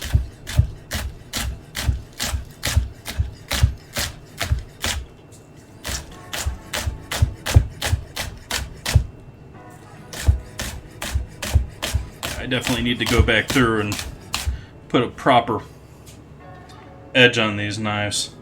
I went through and ground them back to a somewhat sharp edge, but it's not a very smooth, sharp edge. I need to go finer with my grit. I said this earlier, but as in an earlier day, but I had a pretty good chip in this guy right about there, I think. And I had to grind him down a little bit, and so did a couple others. This guy has been needing attention for a while, and so he finally got some attention. I haven't been using him much in the last 6 months or so.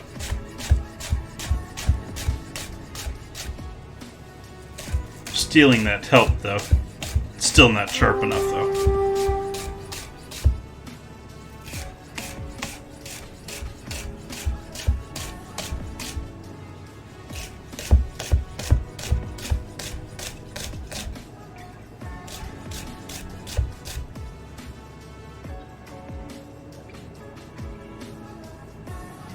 Yeah, let's skip it.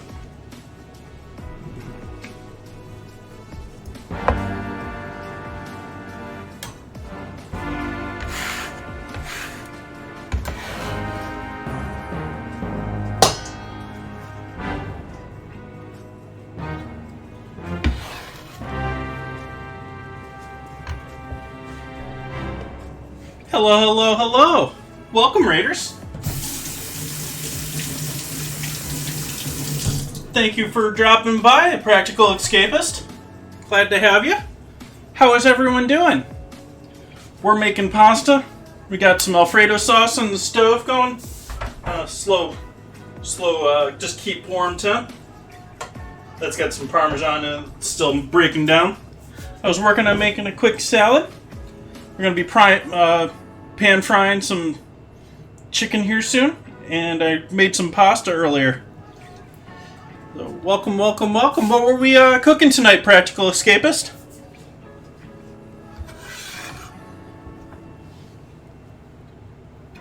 What were we all salivating over before dropping in over here?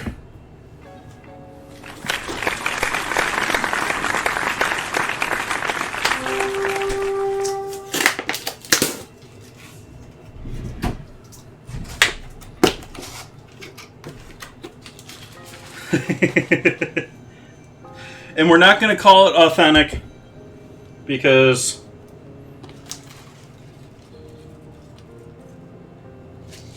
everyone's going to complain what authentic is. And I generally think Fettuccini Alfredo, generally it's a finish in the pan, quick sauce, and I've gone and made my bechamel ahead of time, so that's going to be our salad for tonight. I got a little bit of dressing that I made on Friday left over still. I made let's call it a not ranch dressing. We'll toss that a little bit later. It's essentially a ranch dressing, but there's no dill in there. It's green onion and some celery as far as the green.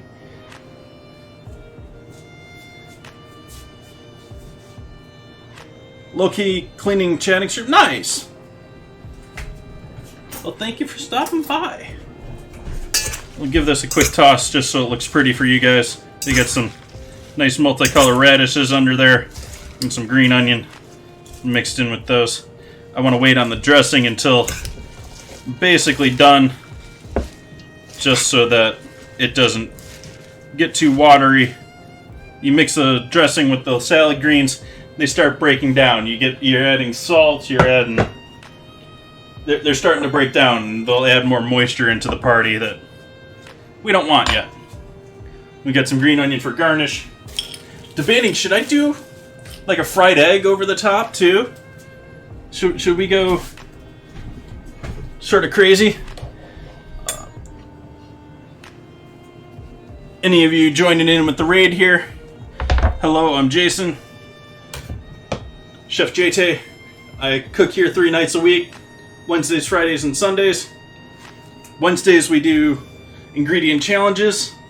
We start them on Wednesday and run the vote in Discord up until Monday morning, or Monday. I close it off at some random point on Monday.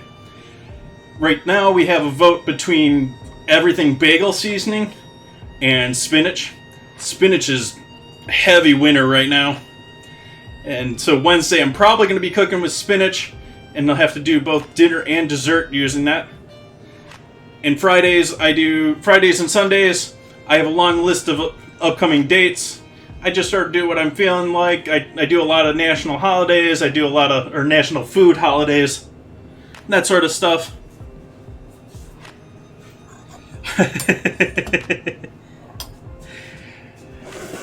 But tonight we're doing pasta and chicken. We got our tenderloins, and I've sort of filleted the breasts there. We're gonna need pie tin for flour. We're gonna do some breading. We're gonna need my fry pan available because we're gonna pan fry these.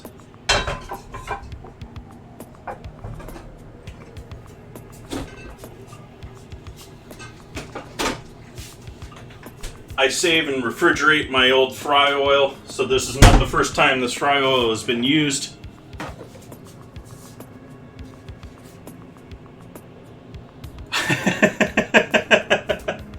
Propaganda.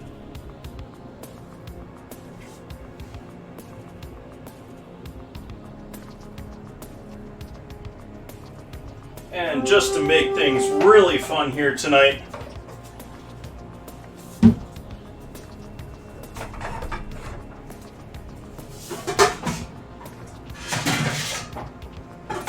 let's add a giant pot of water next to it.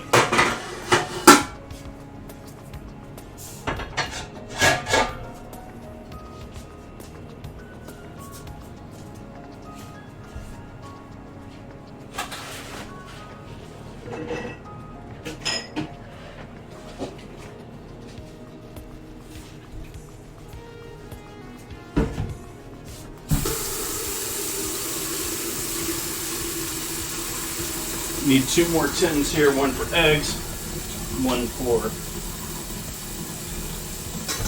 panko, because I don't have normal breadcrumbs. We'll have to go fancy.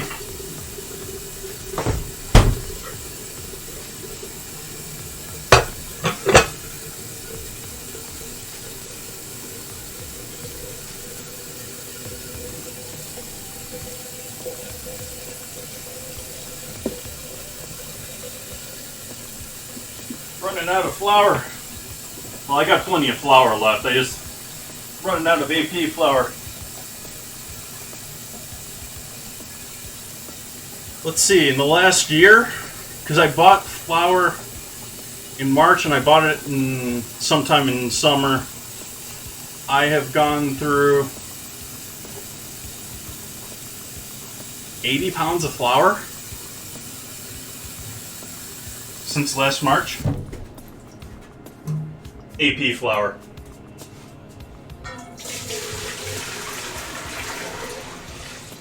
Do apologize for the sink noise here for the moment. That's been a lot of no-knead bread. I do a fair amount of no-knead bread. I don't have a mixer, so it's all been done by hand as well.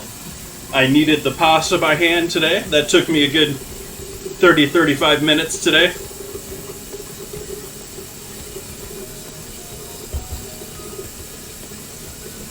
I do hope to get myself, I don't even know how to properly pronounce it, but the Swiss mixer.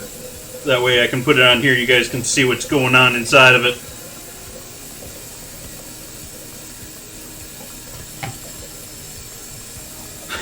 Sabrina, yeah. we're drinking actually a pretty good Zinfandel tonight. I live in Sonoma County, so sort of makes sense that I drink a little wine.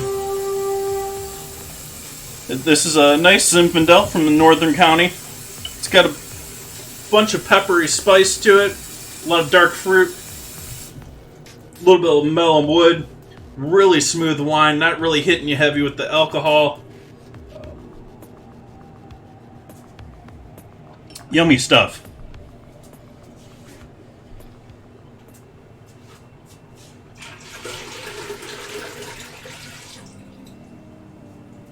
Need a little bit more water for that. Yep, I love it here. I've been living here, a couple years, over a decade now. 12 years now, I think, 13. And, yeah, the only thing that I have to complain about is the wildfires. And, yeah, they are a pain in the butt in the summer. And they are scary at times. I've been evacuated a couple of times in the last couple of years. Evacuated once in the last couple of years. But close call here this last year, and I had it October 2019.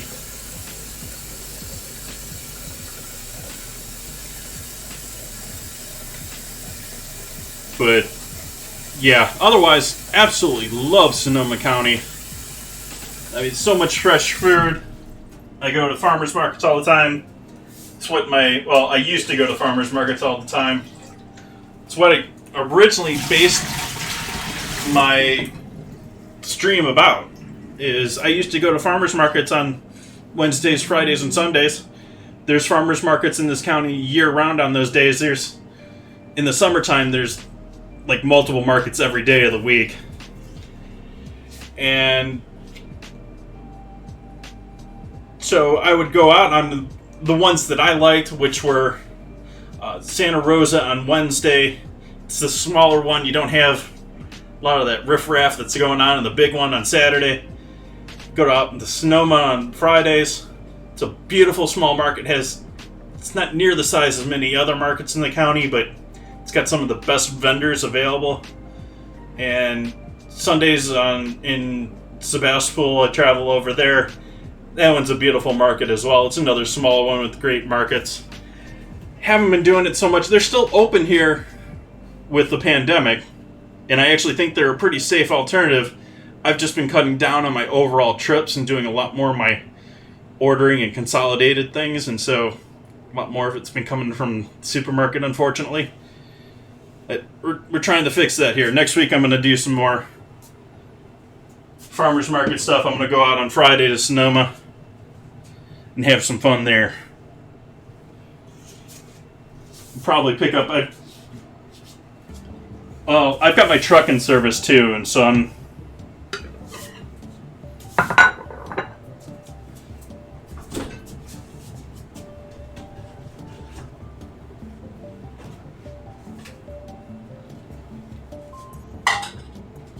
Actually, I'm going to cheat and just use the egg whites from earlier for our frying. I used mostly egg yolks for the pasta, so there was egg whites left over. We'll use those for frying. I was saying before I was going to save it for like breakfast.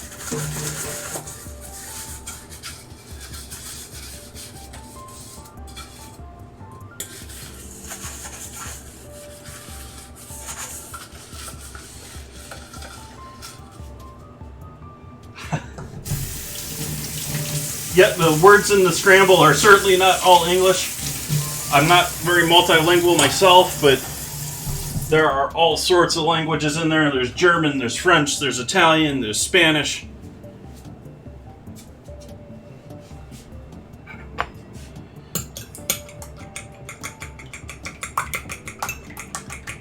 And the majority of them, there's some of them, they're sort of stretching the definition, but the vast majority of them are food related, so they can be conversation starters too. If you guys don't know what any of them are, look them up. And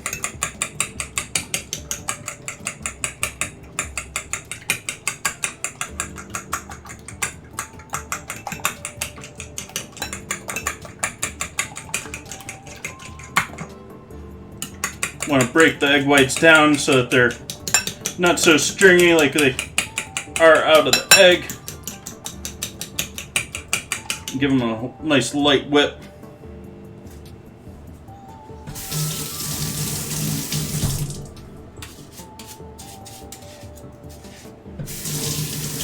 Try and keep on top of our cleaning here. Had a royal disaster zone here Friday night when I was doing the pizzas.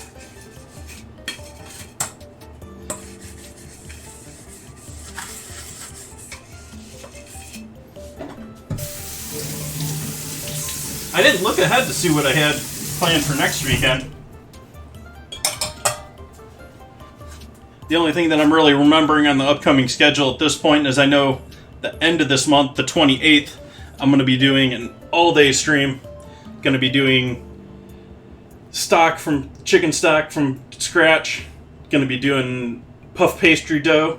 I'm not going to use it that night, but I'm going to make the dough since we got all day to hang out. Going to be doing pancakes for lunch and something else for dinner on that day. Occasionally do long streams, usually to make stock of some sort. I've butchered a whole pig here on stream back in last June, and I intend to do more large butchery here, if only because I have a nice large freezer to use for that with now, and it's a little more proper pocketbook friendly if you can spend the money and have it saved up to dump it at once and use it over a long period. Panko. And let's turn the flame on this stuff. We got flame on our pasta water. Lid on it so that we don't worry too much about our oil over here right next to it. And we'll start warming up our oil. Low flame on the oil because I'm not going to watch its temp too close yet.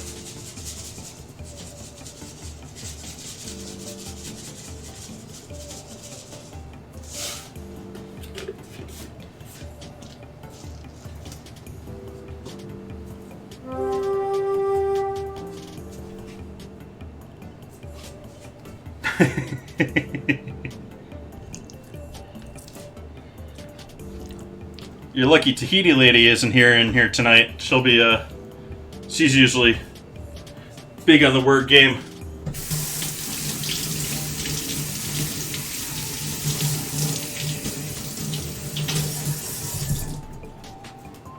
Let's start with our tenderloins with the flour here, battering.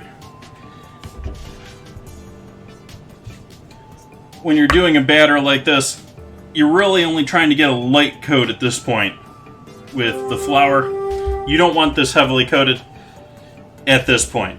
And this is not a fried chicken tutorial, because you can go back and forth with if you're doing like buttermilk chicken, you can go back and that's an entirely different thing. But if you're doing breading method 3 types with a different type of breading material on the outside, you really only want to lightly coat this with flour. You don't want bubbles. You just want like a simple layer of flour on it. Something along that line. Because when you come over here to the egg, if you don't have that nice simple layer, you're going to have what I call flour bubbles. The flour is going to stick to itself, and then you'll have that flour on flour, which is easy to fall off, versus that flour and egg and protein.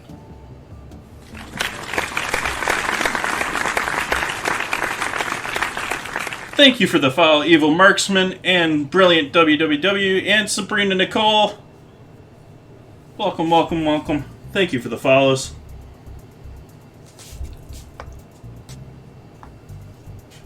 We'll just get this eye in the flour to start.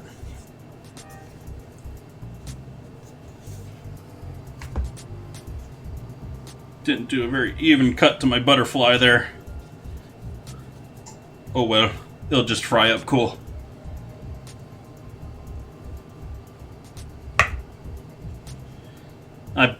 butchered this chicken on stream, beginning of the stream too, because I've gotten to where I'm buying whole chickens just to save myself the money on doing that. So I'll probably use the thighs on Wednesday, depending we are doing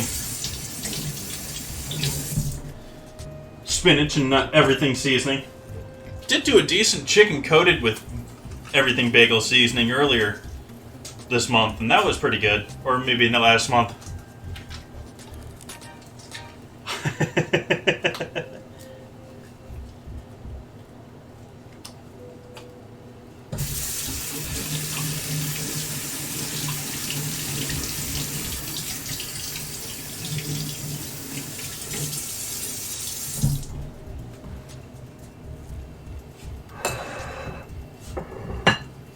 How are we doing on our oil?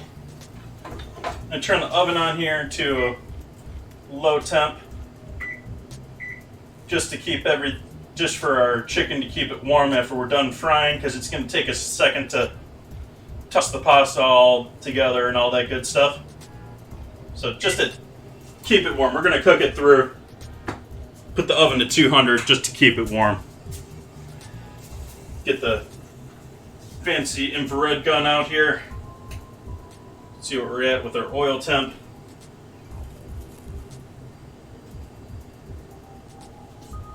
$170, 180-ish. Kick that heat up a little bit more.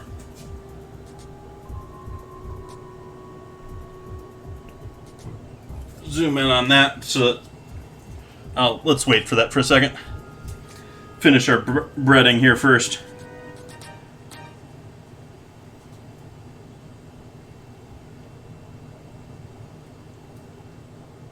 Yes! Cream Puff Sundae on Valentine's.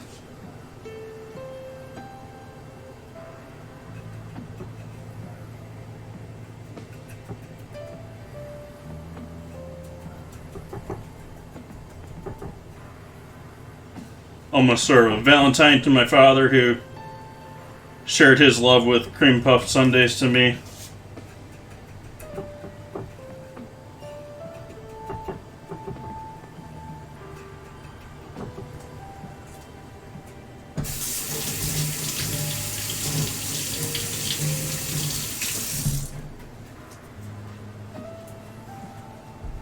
Hey 3 and Z, how you doing tonight?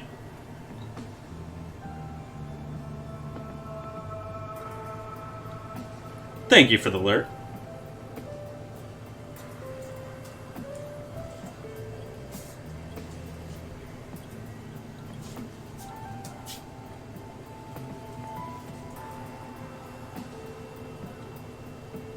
Hey, car guy. No, I haven't been watching the game at all. Oh, Alexa, you got your account fixed up. Welcome.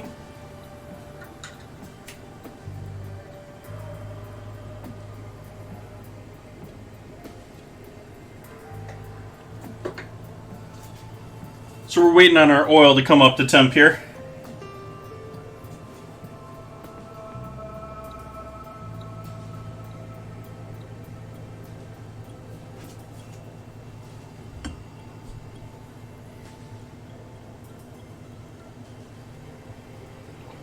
Like, reset your whole phone? Like, re-download everything? Reset your phone? That doesn't sound like fun.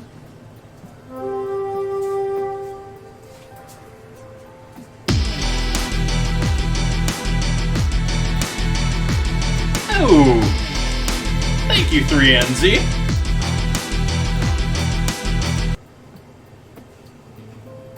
Thank ya.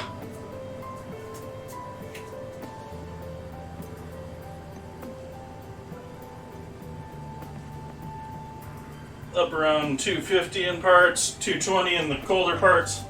We'll give this 180-degree turn, carefully. Always careful with the oil.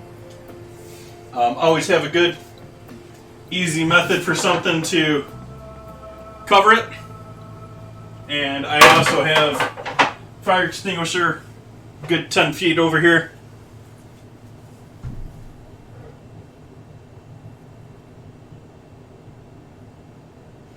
Oh, okay. But just to restart, that's much nicer. I had to reformat my phone. Like, oh, it's been a good 3-4 months now, but it still scarred me.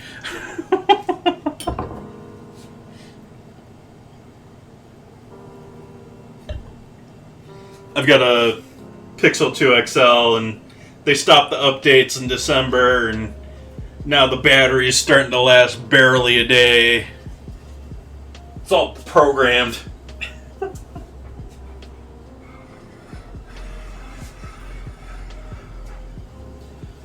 course, at the same time, I don't think lithiums are supposed to last much more than like 3 years with regular use.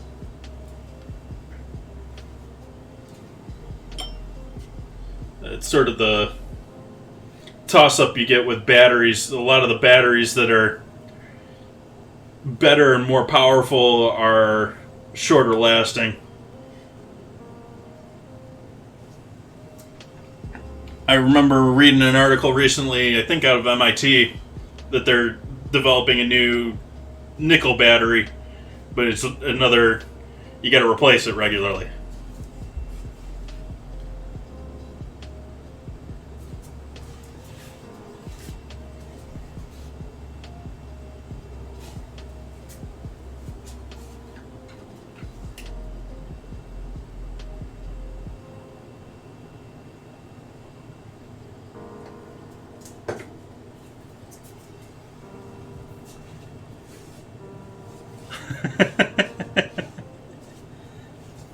I wish I could blame the gin the other night. I had charcoal as my challenge ingredient a couple nights ago. Was that last Wednesday? Was that the last one? Time flies. Anyways, yeah, for charcoal, I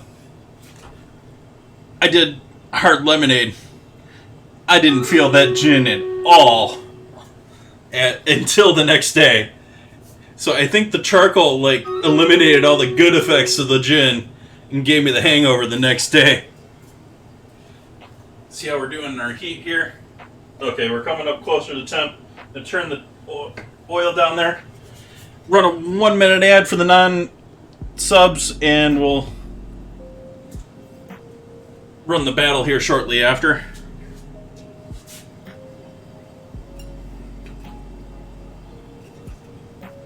I'll start in on battering the other.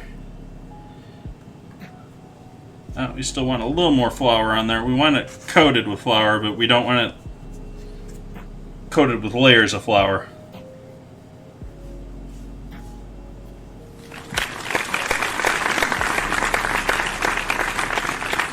Thank you for the follow, Cameron.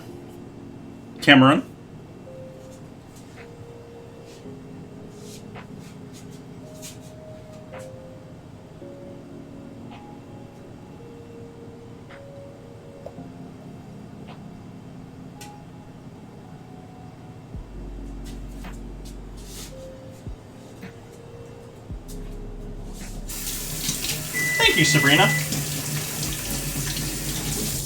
And yeah, you should hydrate, especially when you're drinking alcohol. And thank you for that.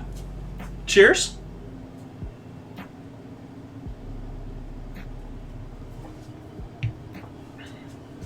We got everyone back here, so let's do our battle.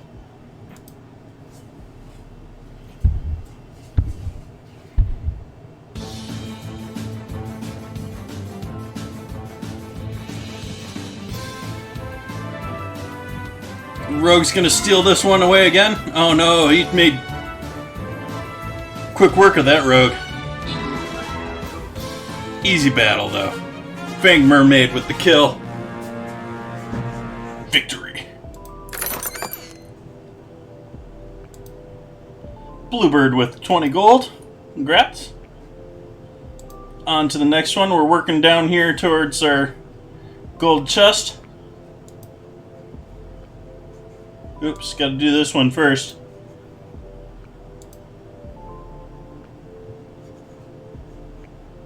And like the last time we had enemies revealed over time, I'm gonna start down in this corner.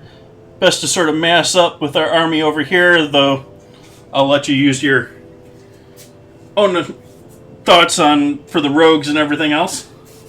Let's see how our oil is doing here.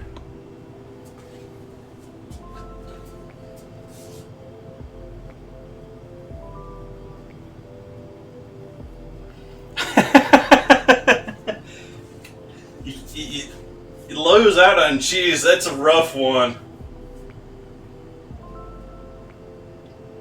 So we're doing 320, 325. We'll kick that back up. We're going to want it a little bit higher temp for trying to regain that temp after our last batch. Grab myself a sheet pan and a wire rack so that we have somewhere to put the chicken after it's done frying here.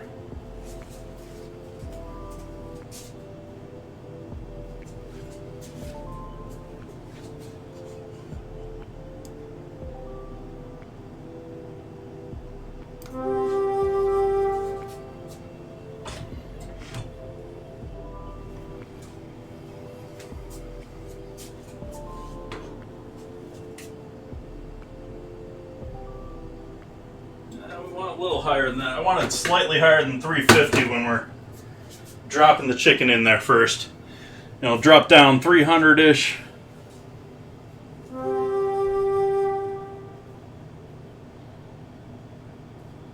Yeah, the sprinkles aren't huge for the scramble, though. You're earning more sprinkles by just being here and hanging out and chatting and being active then. But they're a nice bonus, too.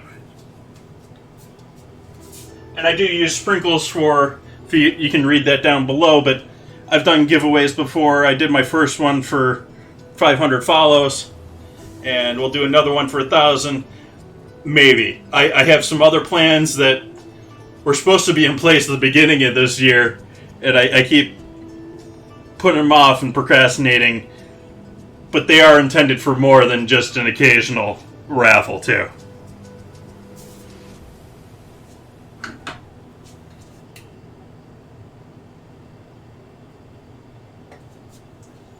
$3.45 there.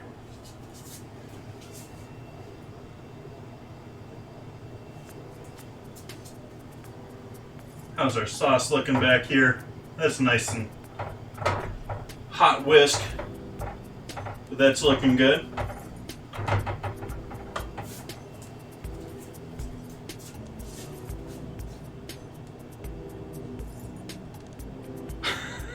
Just a freak.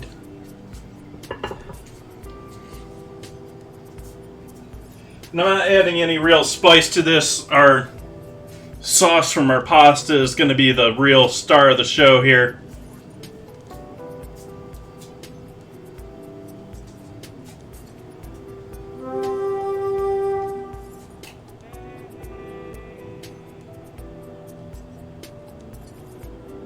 We're pretty much there. So let's start off with these guys. These are the small guys, the tenderloins.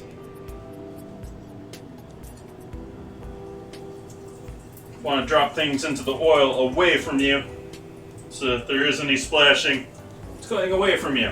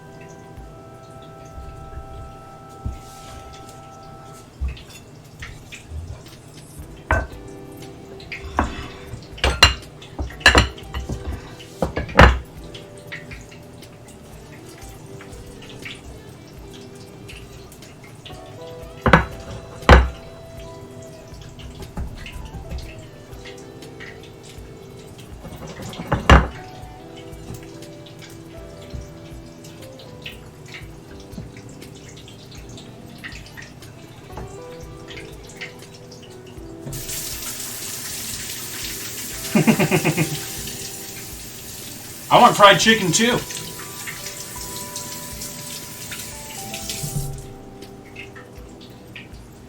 Just get rid of you for the moment.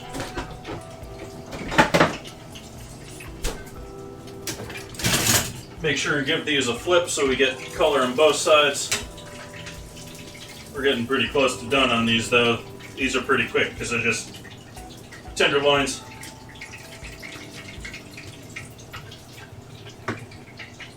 You always sort of want to use fine salt when you're pulling stuff off of the oil. If you notice you do kosher salt, it like bounces off. It's too heavy. You use fine salt. It's about the only time that I use fine salt in a kitchen is when I'm doing something straight out of the fryer.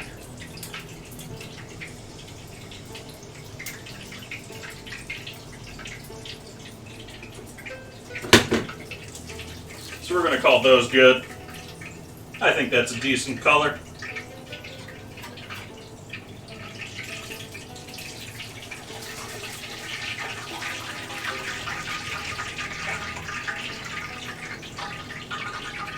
Could go a little bit darker, but I don't want to overcook that chicken massively.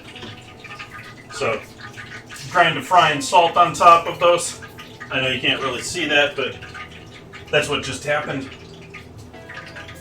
Check our temp on our oil. Okay, that knocked us down about 325. We'll give that a moment to recover again.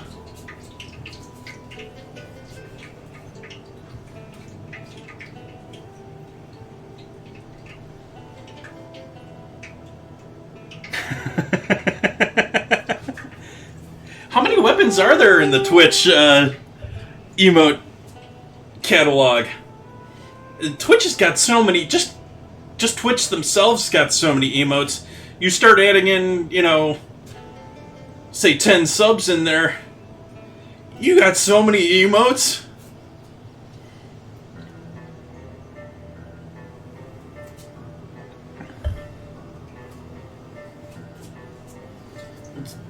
Do up this other breast while we're waiting here.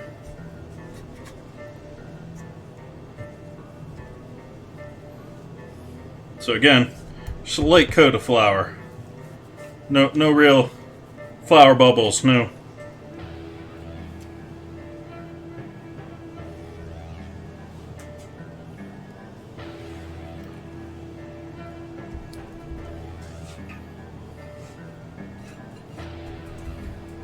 I think I might have to use up the rest of that panko tonight, because there wasn't much left after this guy.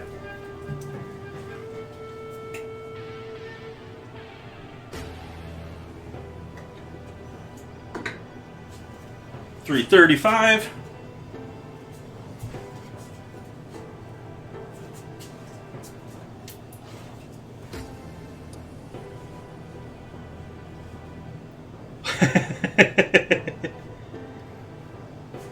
Yeah, I'm actually going to plan and change mine up there. I had a special 2020 emote. I still have it right now, but that's going to go by for something else here soon. I was supposed to do that at the end of the month, but we're into February already.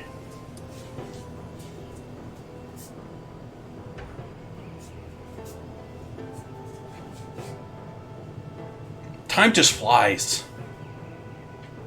So many plans, so few time. Yeah. Maybe I'll have a vaccine by then, if I'm lucky.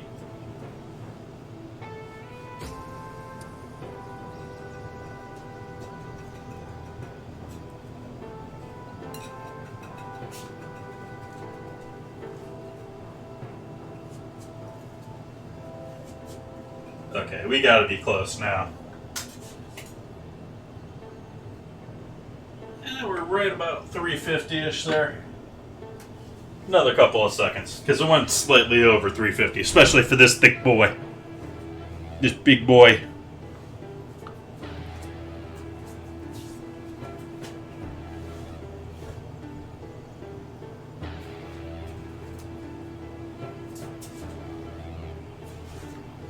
I think I need some more wine.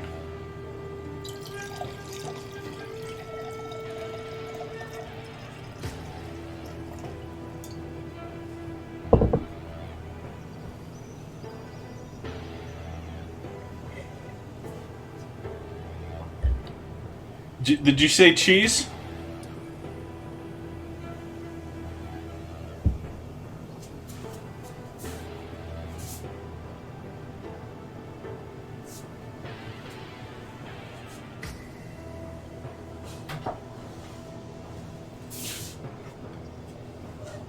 Did you say cheese? It's our pasta sauce. It's only chunky because there's cheese in there. And garlic. I think the color is almost entirely from the toasted garlic.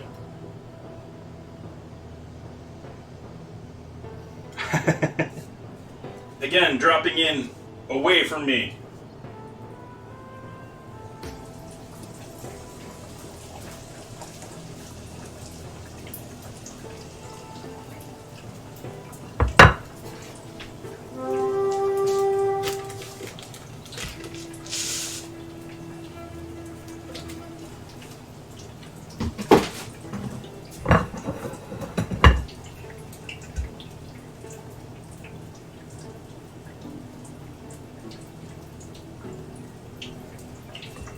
I lucked out and didn't drip anything on my board there. I was risking it.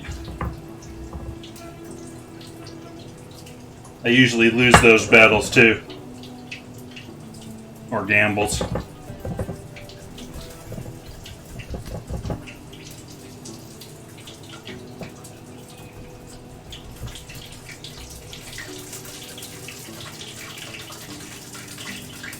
Yep, that's partially why I stream in the first place.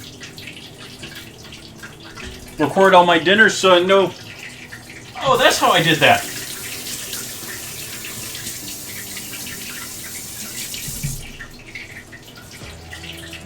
I'm horrible with note-taking. I'm horrible with writing recipes. I don't really have any interest to do so financially. I don't have any aspirations to be a cookbook writer or anything. And so, this is my diary.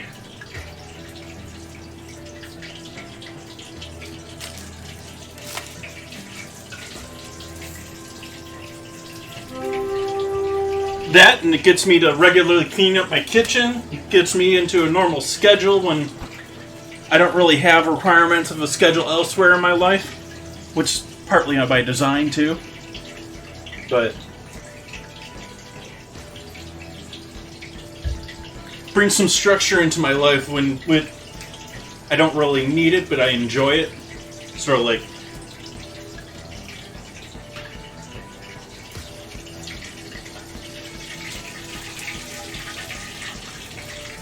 this is looking more like a piece of fish than it is chicken.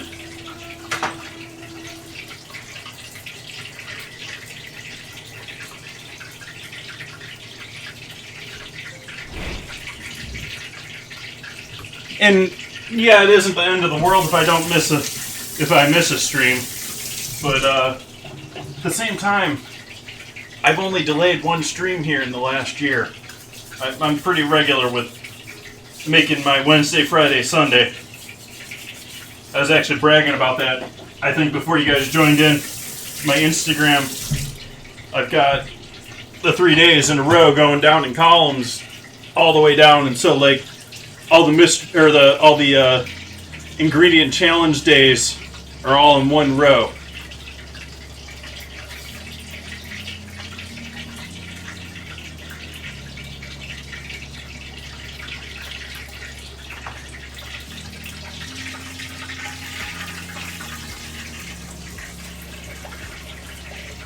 We're pretty close there. This could definitely use a little bit more over here. Gonna go a little darker on the big boys.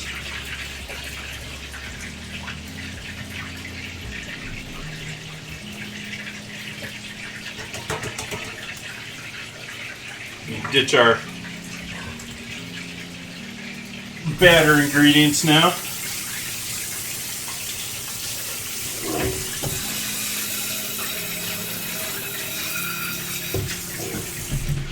I'm usually horrible about that when I fry things. I usually end up leaving my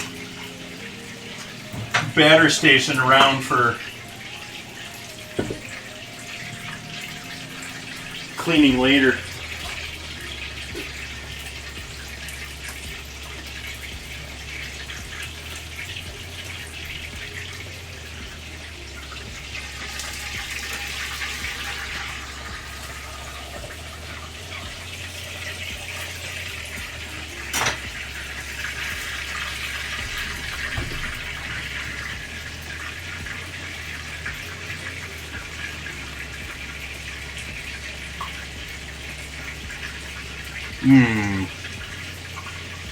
I don't know what that one. I was thinking tapenade, but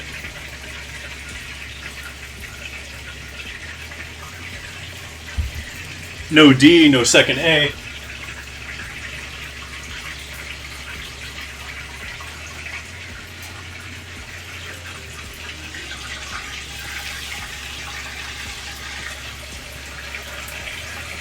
Okay, I think we're good.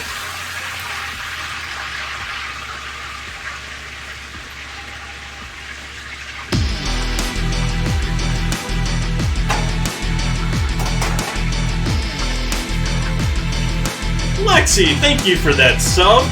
I appreciate that. Welcome into the brigade.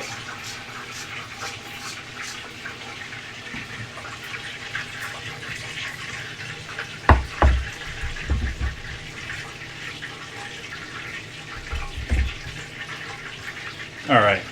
Last guy to go into the oil. Let's make sure our oil is still at the temp. I'm thinking it's probably close since that one took longer. Took a lot more time to catch back up. Oh no, we're 300-ish, so we're gonna have to wait a sec.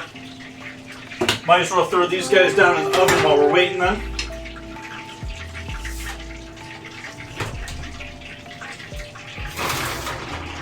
Again, I just got the oven on at like 200-ish. I think it goes down to 175, but it's pretty low as far as ovens are concerned. It's not gonna do much cooking, it's mostly just gonna hot hold. Because we're going to need some time to boil these guys off too, which I rolled earlier into the stream. Hey, date night in. How you doing tonight? Hope you're having a good night.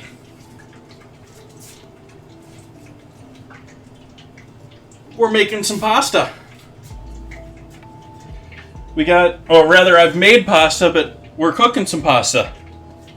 Right now I'm working on waiting for the oil to get warm enough to do our last piece of chicken. We got some bechamel sitting on the back end of that stove there,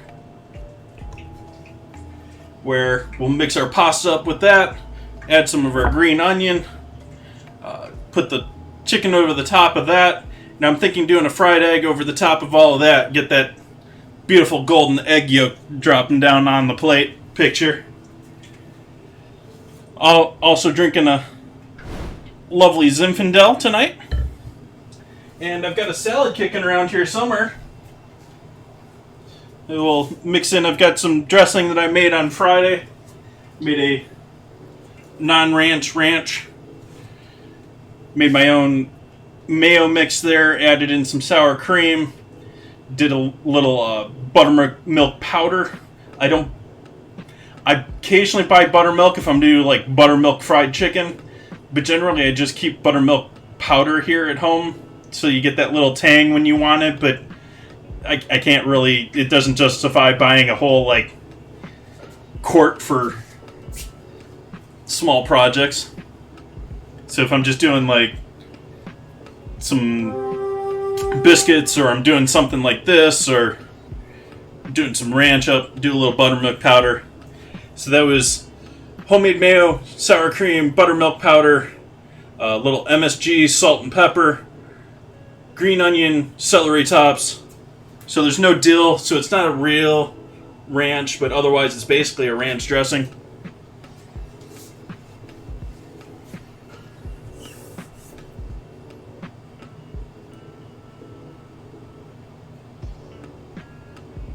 Nice. I'm born straight white dude, but yeah, happy to see everyone in here. Have family of all types.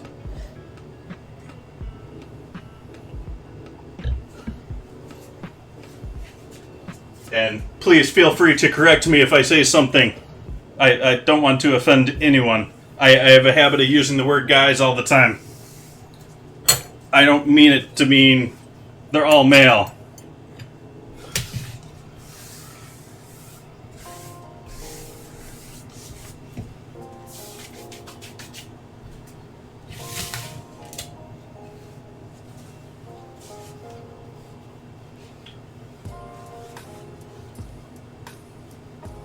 Aww.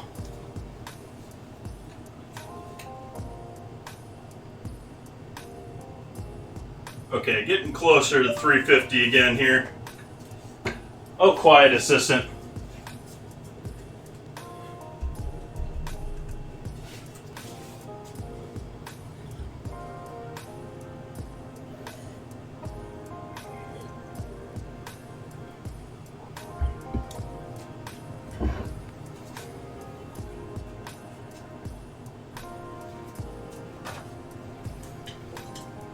Water's coming up close to a boil here now.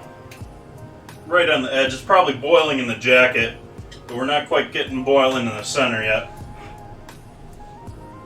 Actually, this pot doesn't even really like to boil at all in the center when it's boiling. It likes to just all boil in the jacket, even if I get it really cranked and going.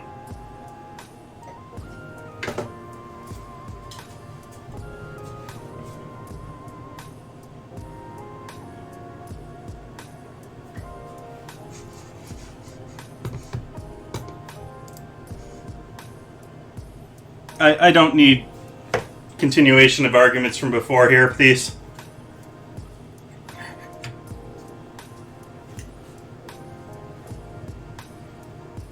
Happy to see you a date night in. Thank you for stopping by. I hope you have a great night. I've been on Twitch since the death of Mixer. I've been streaming since July 2019. However, I have been here since, I think it was July 1st. I started here July 1st last year.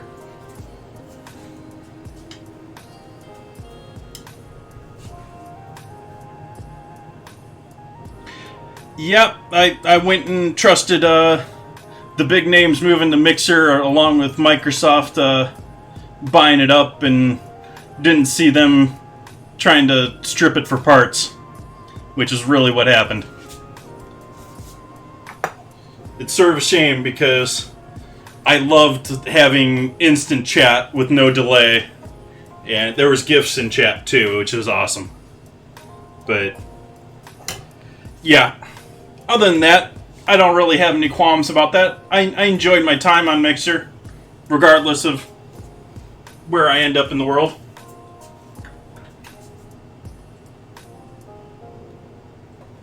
Alright, we're back 350-ish. Maybe slightly under in the cold parts of the pan.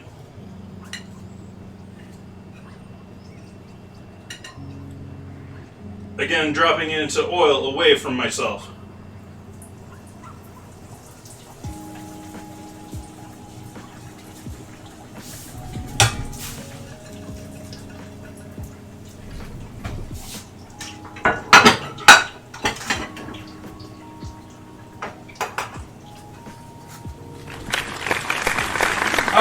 For the most part, Serena, I apologize, Serena Nicole. I had a fair number of my followers follow me over here. I still have, even now, 6 months plus, have an occasional one. I found someone the other day that I used to watch that I didn't know had moved to Twitch. He waited until September to decide what he was doing.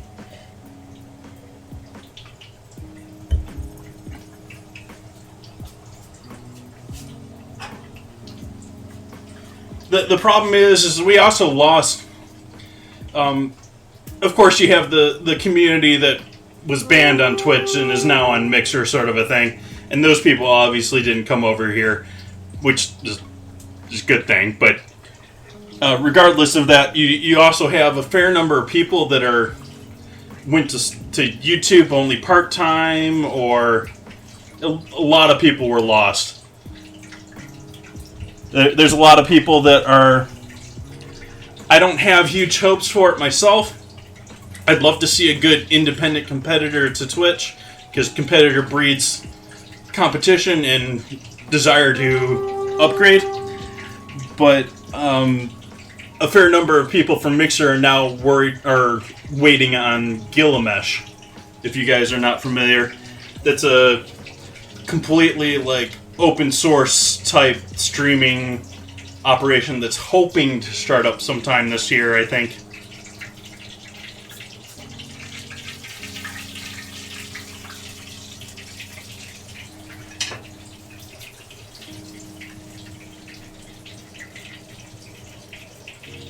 Which all more power to them if they are able to, but I'm worried that they won't. They'll have to be a takeover target.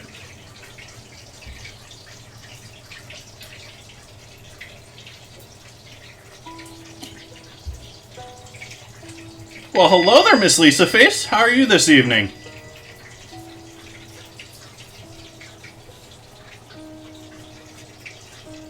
I saw you doing some miniature work the other night.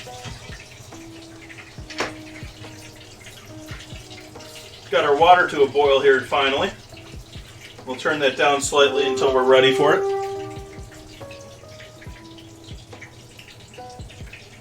Yeah, Mospinator.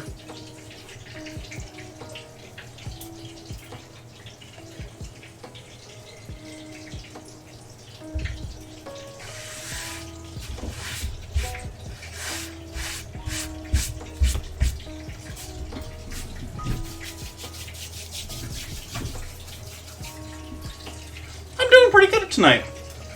That was a little higher pitched than I had planned, but I'm doing pretty good.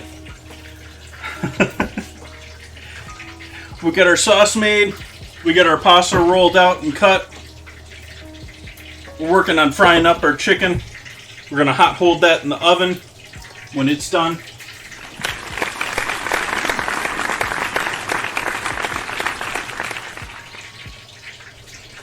Thank you for the follow, Lynette.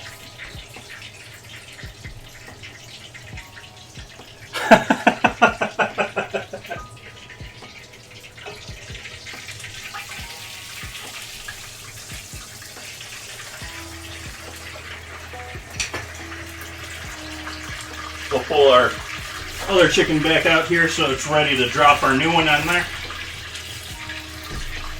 We have these guys already done, ready and waiting.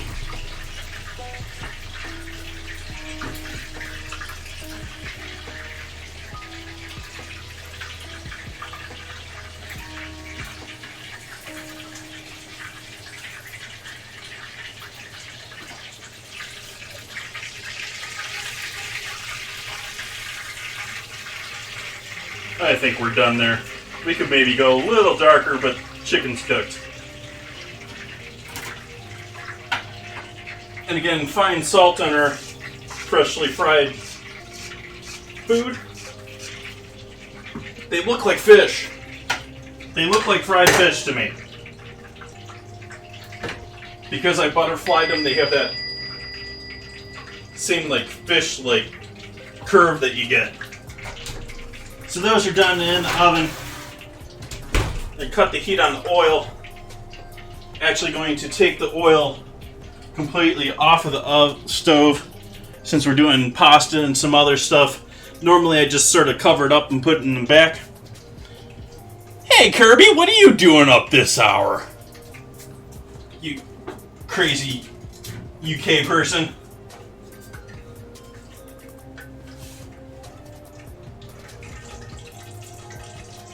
But Kirby's another small modeler. You guys should go give a check out too.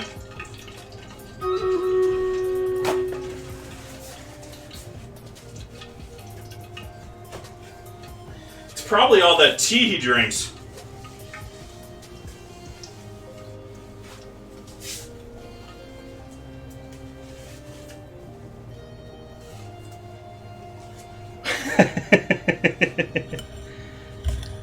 Well, for those just joining in, this is a very lovely Zinfandel tonight. I've been enjoying this greatly.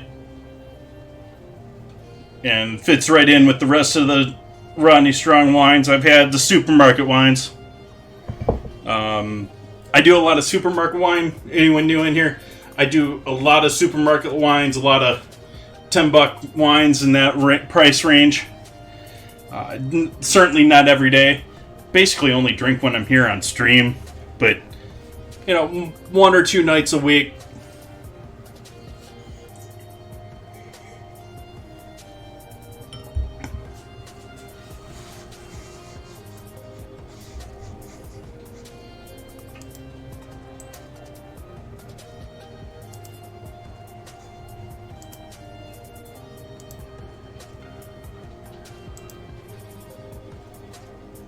Have a nice life there. I don't need anti-gay sentiment here either.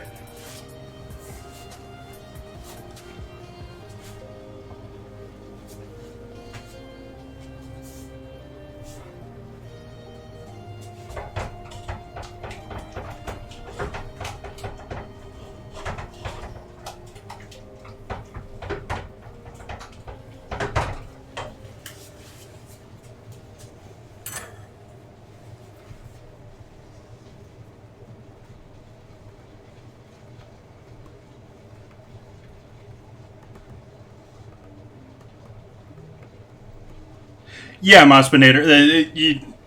You drop the oil in, or the chicken into the oil, and it's going to drop 25, 50 degrees, which the larger ones it did about 50.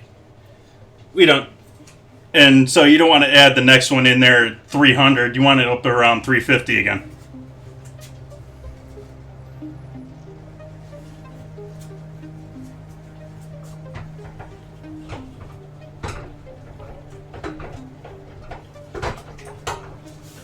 So, pasta time. Let's see what else we need to do here. We need to be ready to fry our egg. But otherwise, we're pretty much set.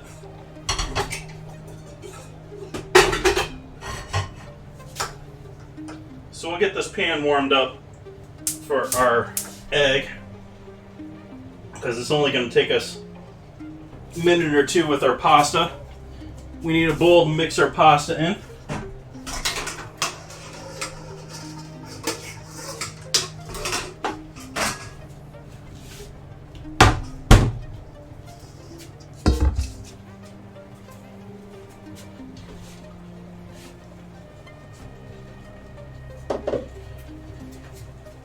Let's do our let's 1 minute ad here, and then we'll do our battle, and then we'll boil our pasta.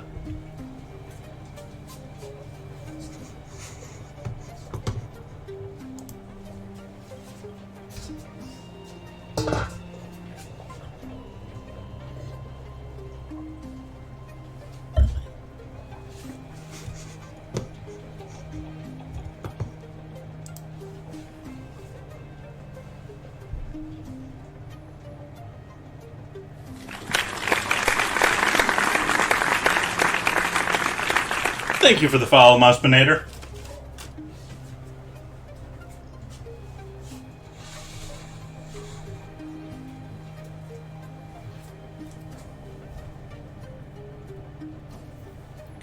Oh, I haven't been watching anything that happened with the Super Bowl, obviously. What's the news? Fill me in. Where are the memes? What's happening?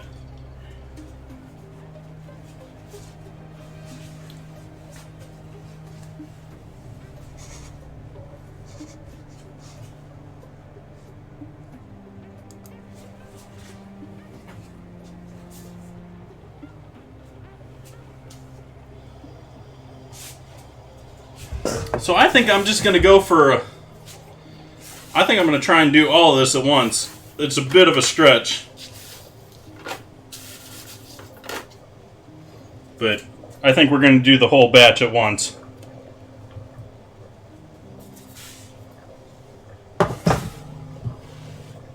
Probably got everyone back here. Let's run our battle.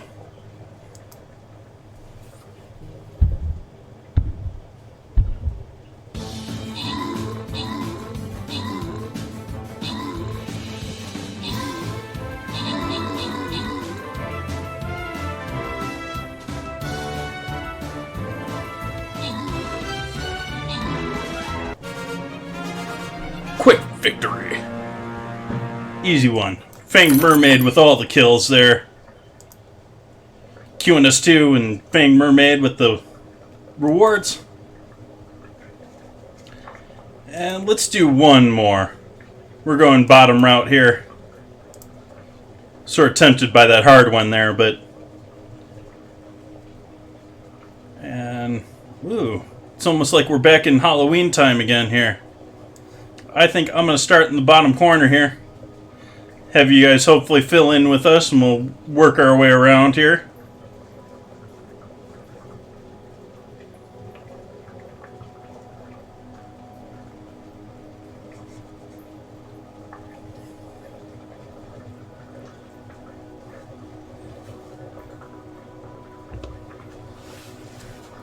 So you got our water boiling there, and at a pretty good boil. Like I said, it basically boils in the jacket there. It like follows up the jacket around the sides and then pops out at the end if it's too much. Actually, I think we're going to do 2 boil sessions here. We'll break this into 2.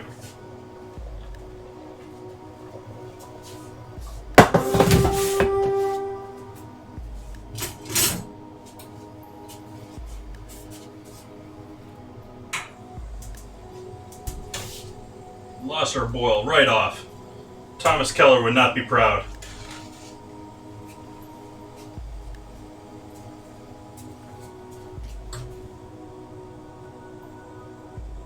Coffee this late? Wow, I couldn't do coffee this late.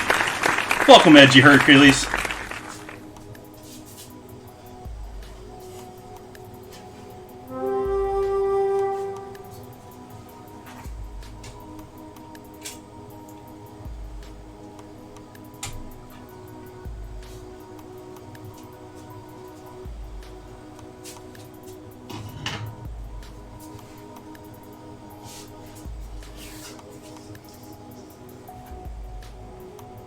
Thank you.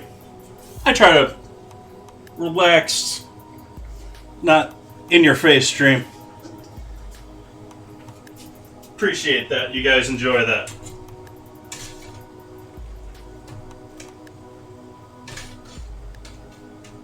I'm in no rush to do anything. I find it almost annoying when you watch those food shows and the whole show is just a bunch of urgent rushing around without any real purpose to it.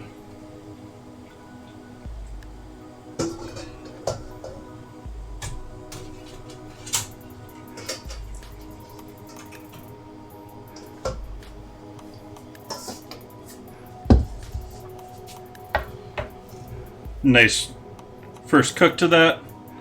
That's al dente. Dente.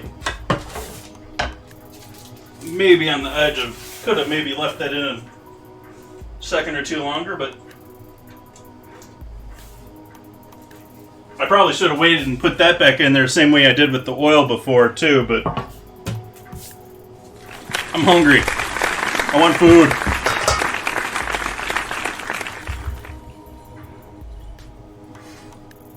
You know, Miss Lisa Face? There's a great sidecar to wine that you can have. You just add a little bit of apple cider vinegar. You know, it perks everything up a little bit. It just adds that little bit extra acidity. Brings everything out of the wine.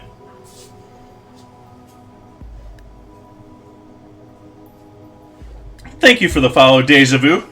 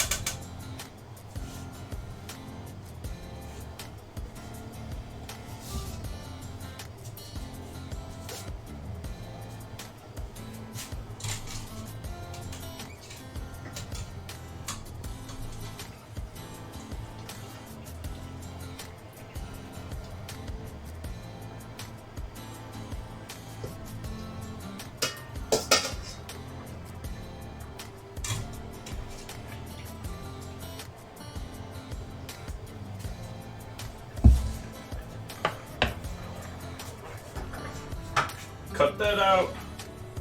We'll remove the water from the stove here, or rather pour it down the drain, because it's going to heat up the house the rest of the night.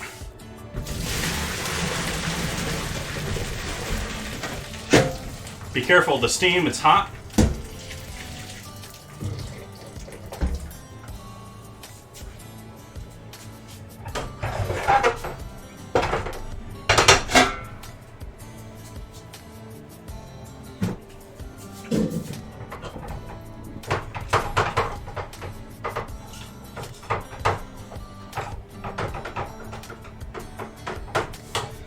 Turn the heat back on here on the bottom.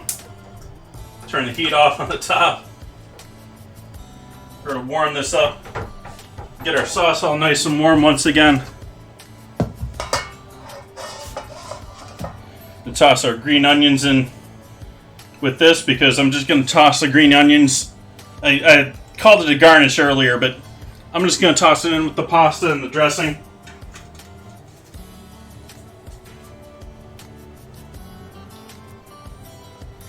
Well, I think the best thing you can do with the pasta at this point, a date night in, is just serve it just like this. Don't need any butter or sauce. It's perfectly good just as it is right now. I mean, why do they add sauce, really?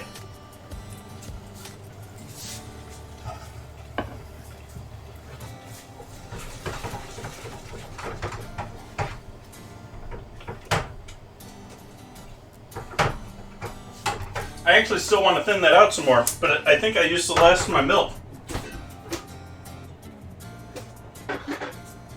It's had a little heavy cream in there. as if this doesn't have enough fat and deliciousness in it.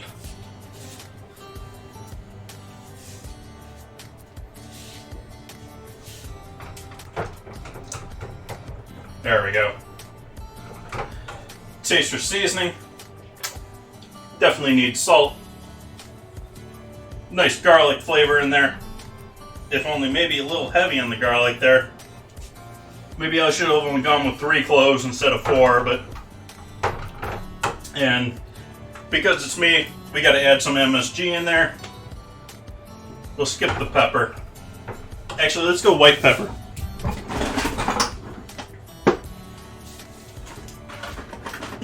I don't know why these plastic containers are giving me a headache now. I've had them in here for like 6 months, and a little white pepper in there.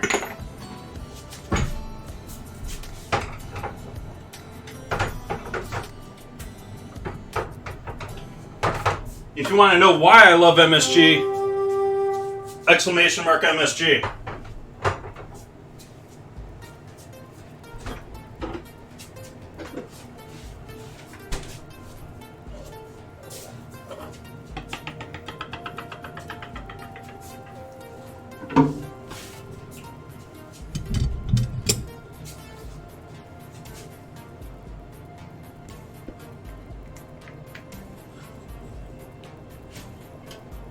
Let's just throw it all in there.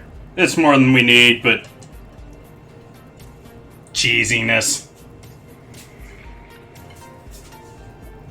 We got Parmesan in there. We got plenty of dairy.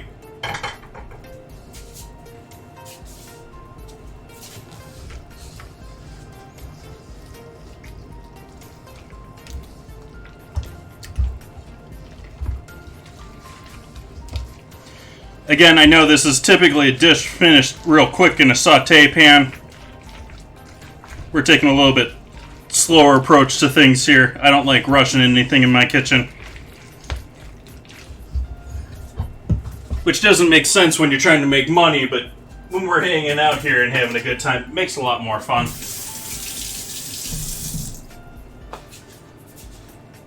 So we got a pan on here. We're going to increase the heat on that a little bit. Where's my knife at?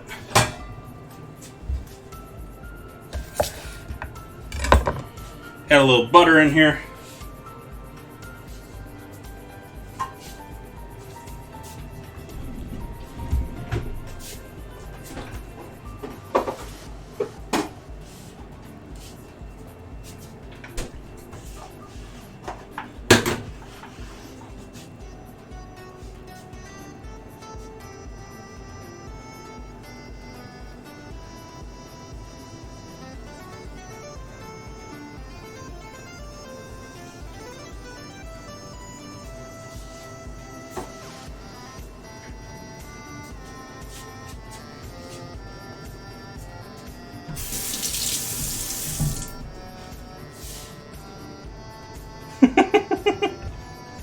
I actually had a meme that I posted on Twitter the other day where you keep wine in one hand and tacos in the other. You can't touch your face.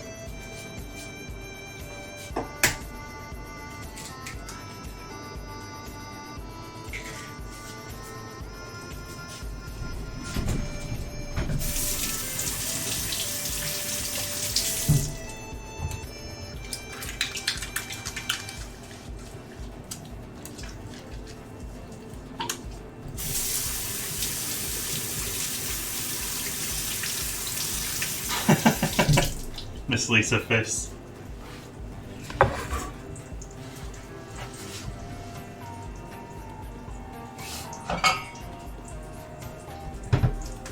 Okay, pasta.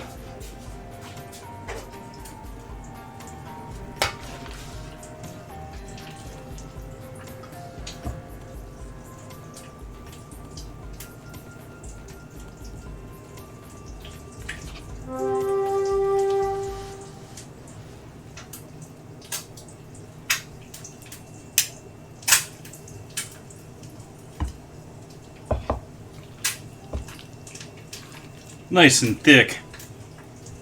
Perhaps a little too thick. Cut the heat on the egg.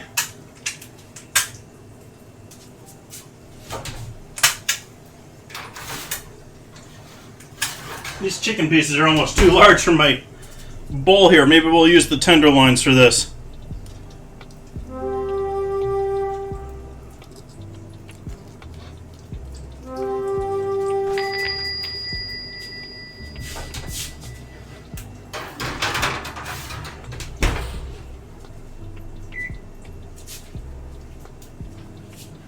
Hey Trigger, how you doing tonight? We're just wrapping up things here.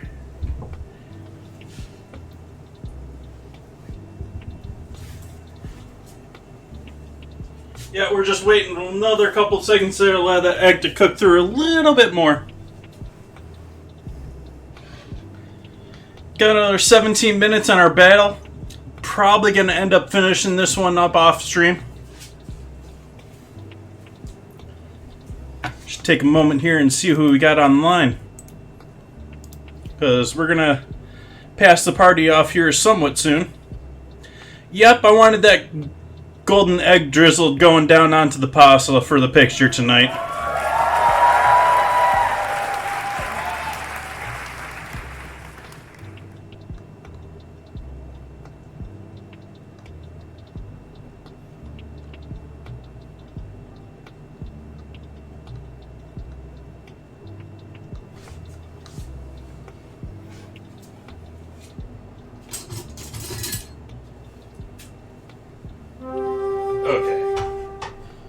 Salt and pepper our egg.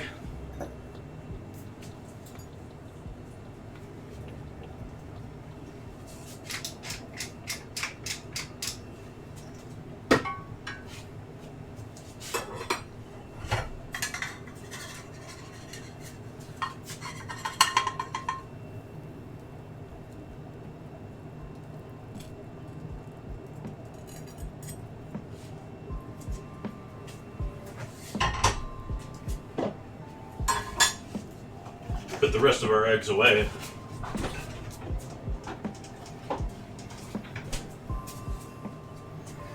And let's do photo time. Start off with some of this stuff.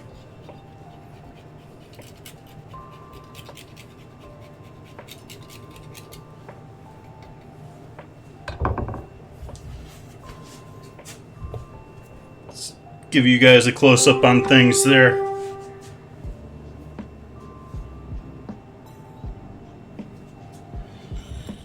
That in the photo, that in the photo, that out of the photo.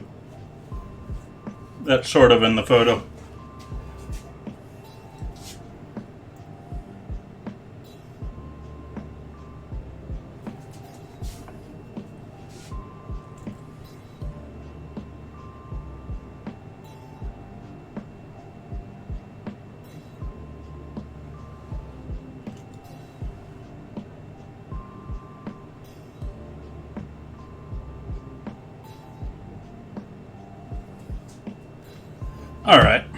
So we got our photos done for the night.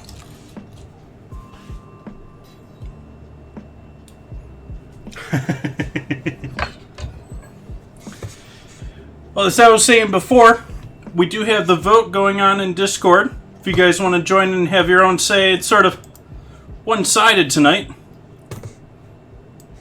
This week. It's looking like everyone's voting for spinach. We actually got another vote here during the stream. So Wednesday, it's looking like I'm going to have to make dinner and dessert using spinach.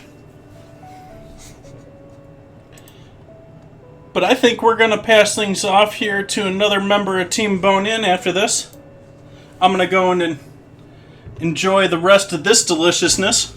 Thank you guys for joining me. We'll also be back on Friday and Sunday next week. Thank you for everyone coming in. Thank you for the raid, Practical Escapists. Thanks for joining in Date Night In. Hopefully everyone had a great night. Thank you for joining me. And I will see you on Wednesday. That was my spiel, but I didn't start the raid yet.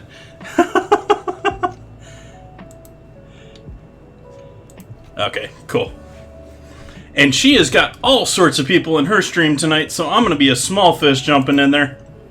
We're going to go give a raid to Jane Henry. She's got over 300 people with her tonight. She's having a party. Thank you guys for joining me. I hope you all have a great night. And thank you.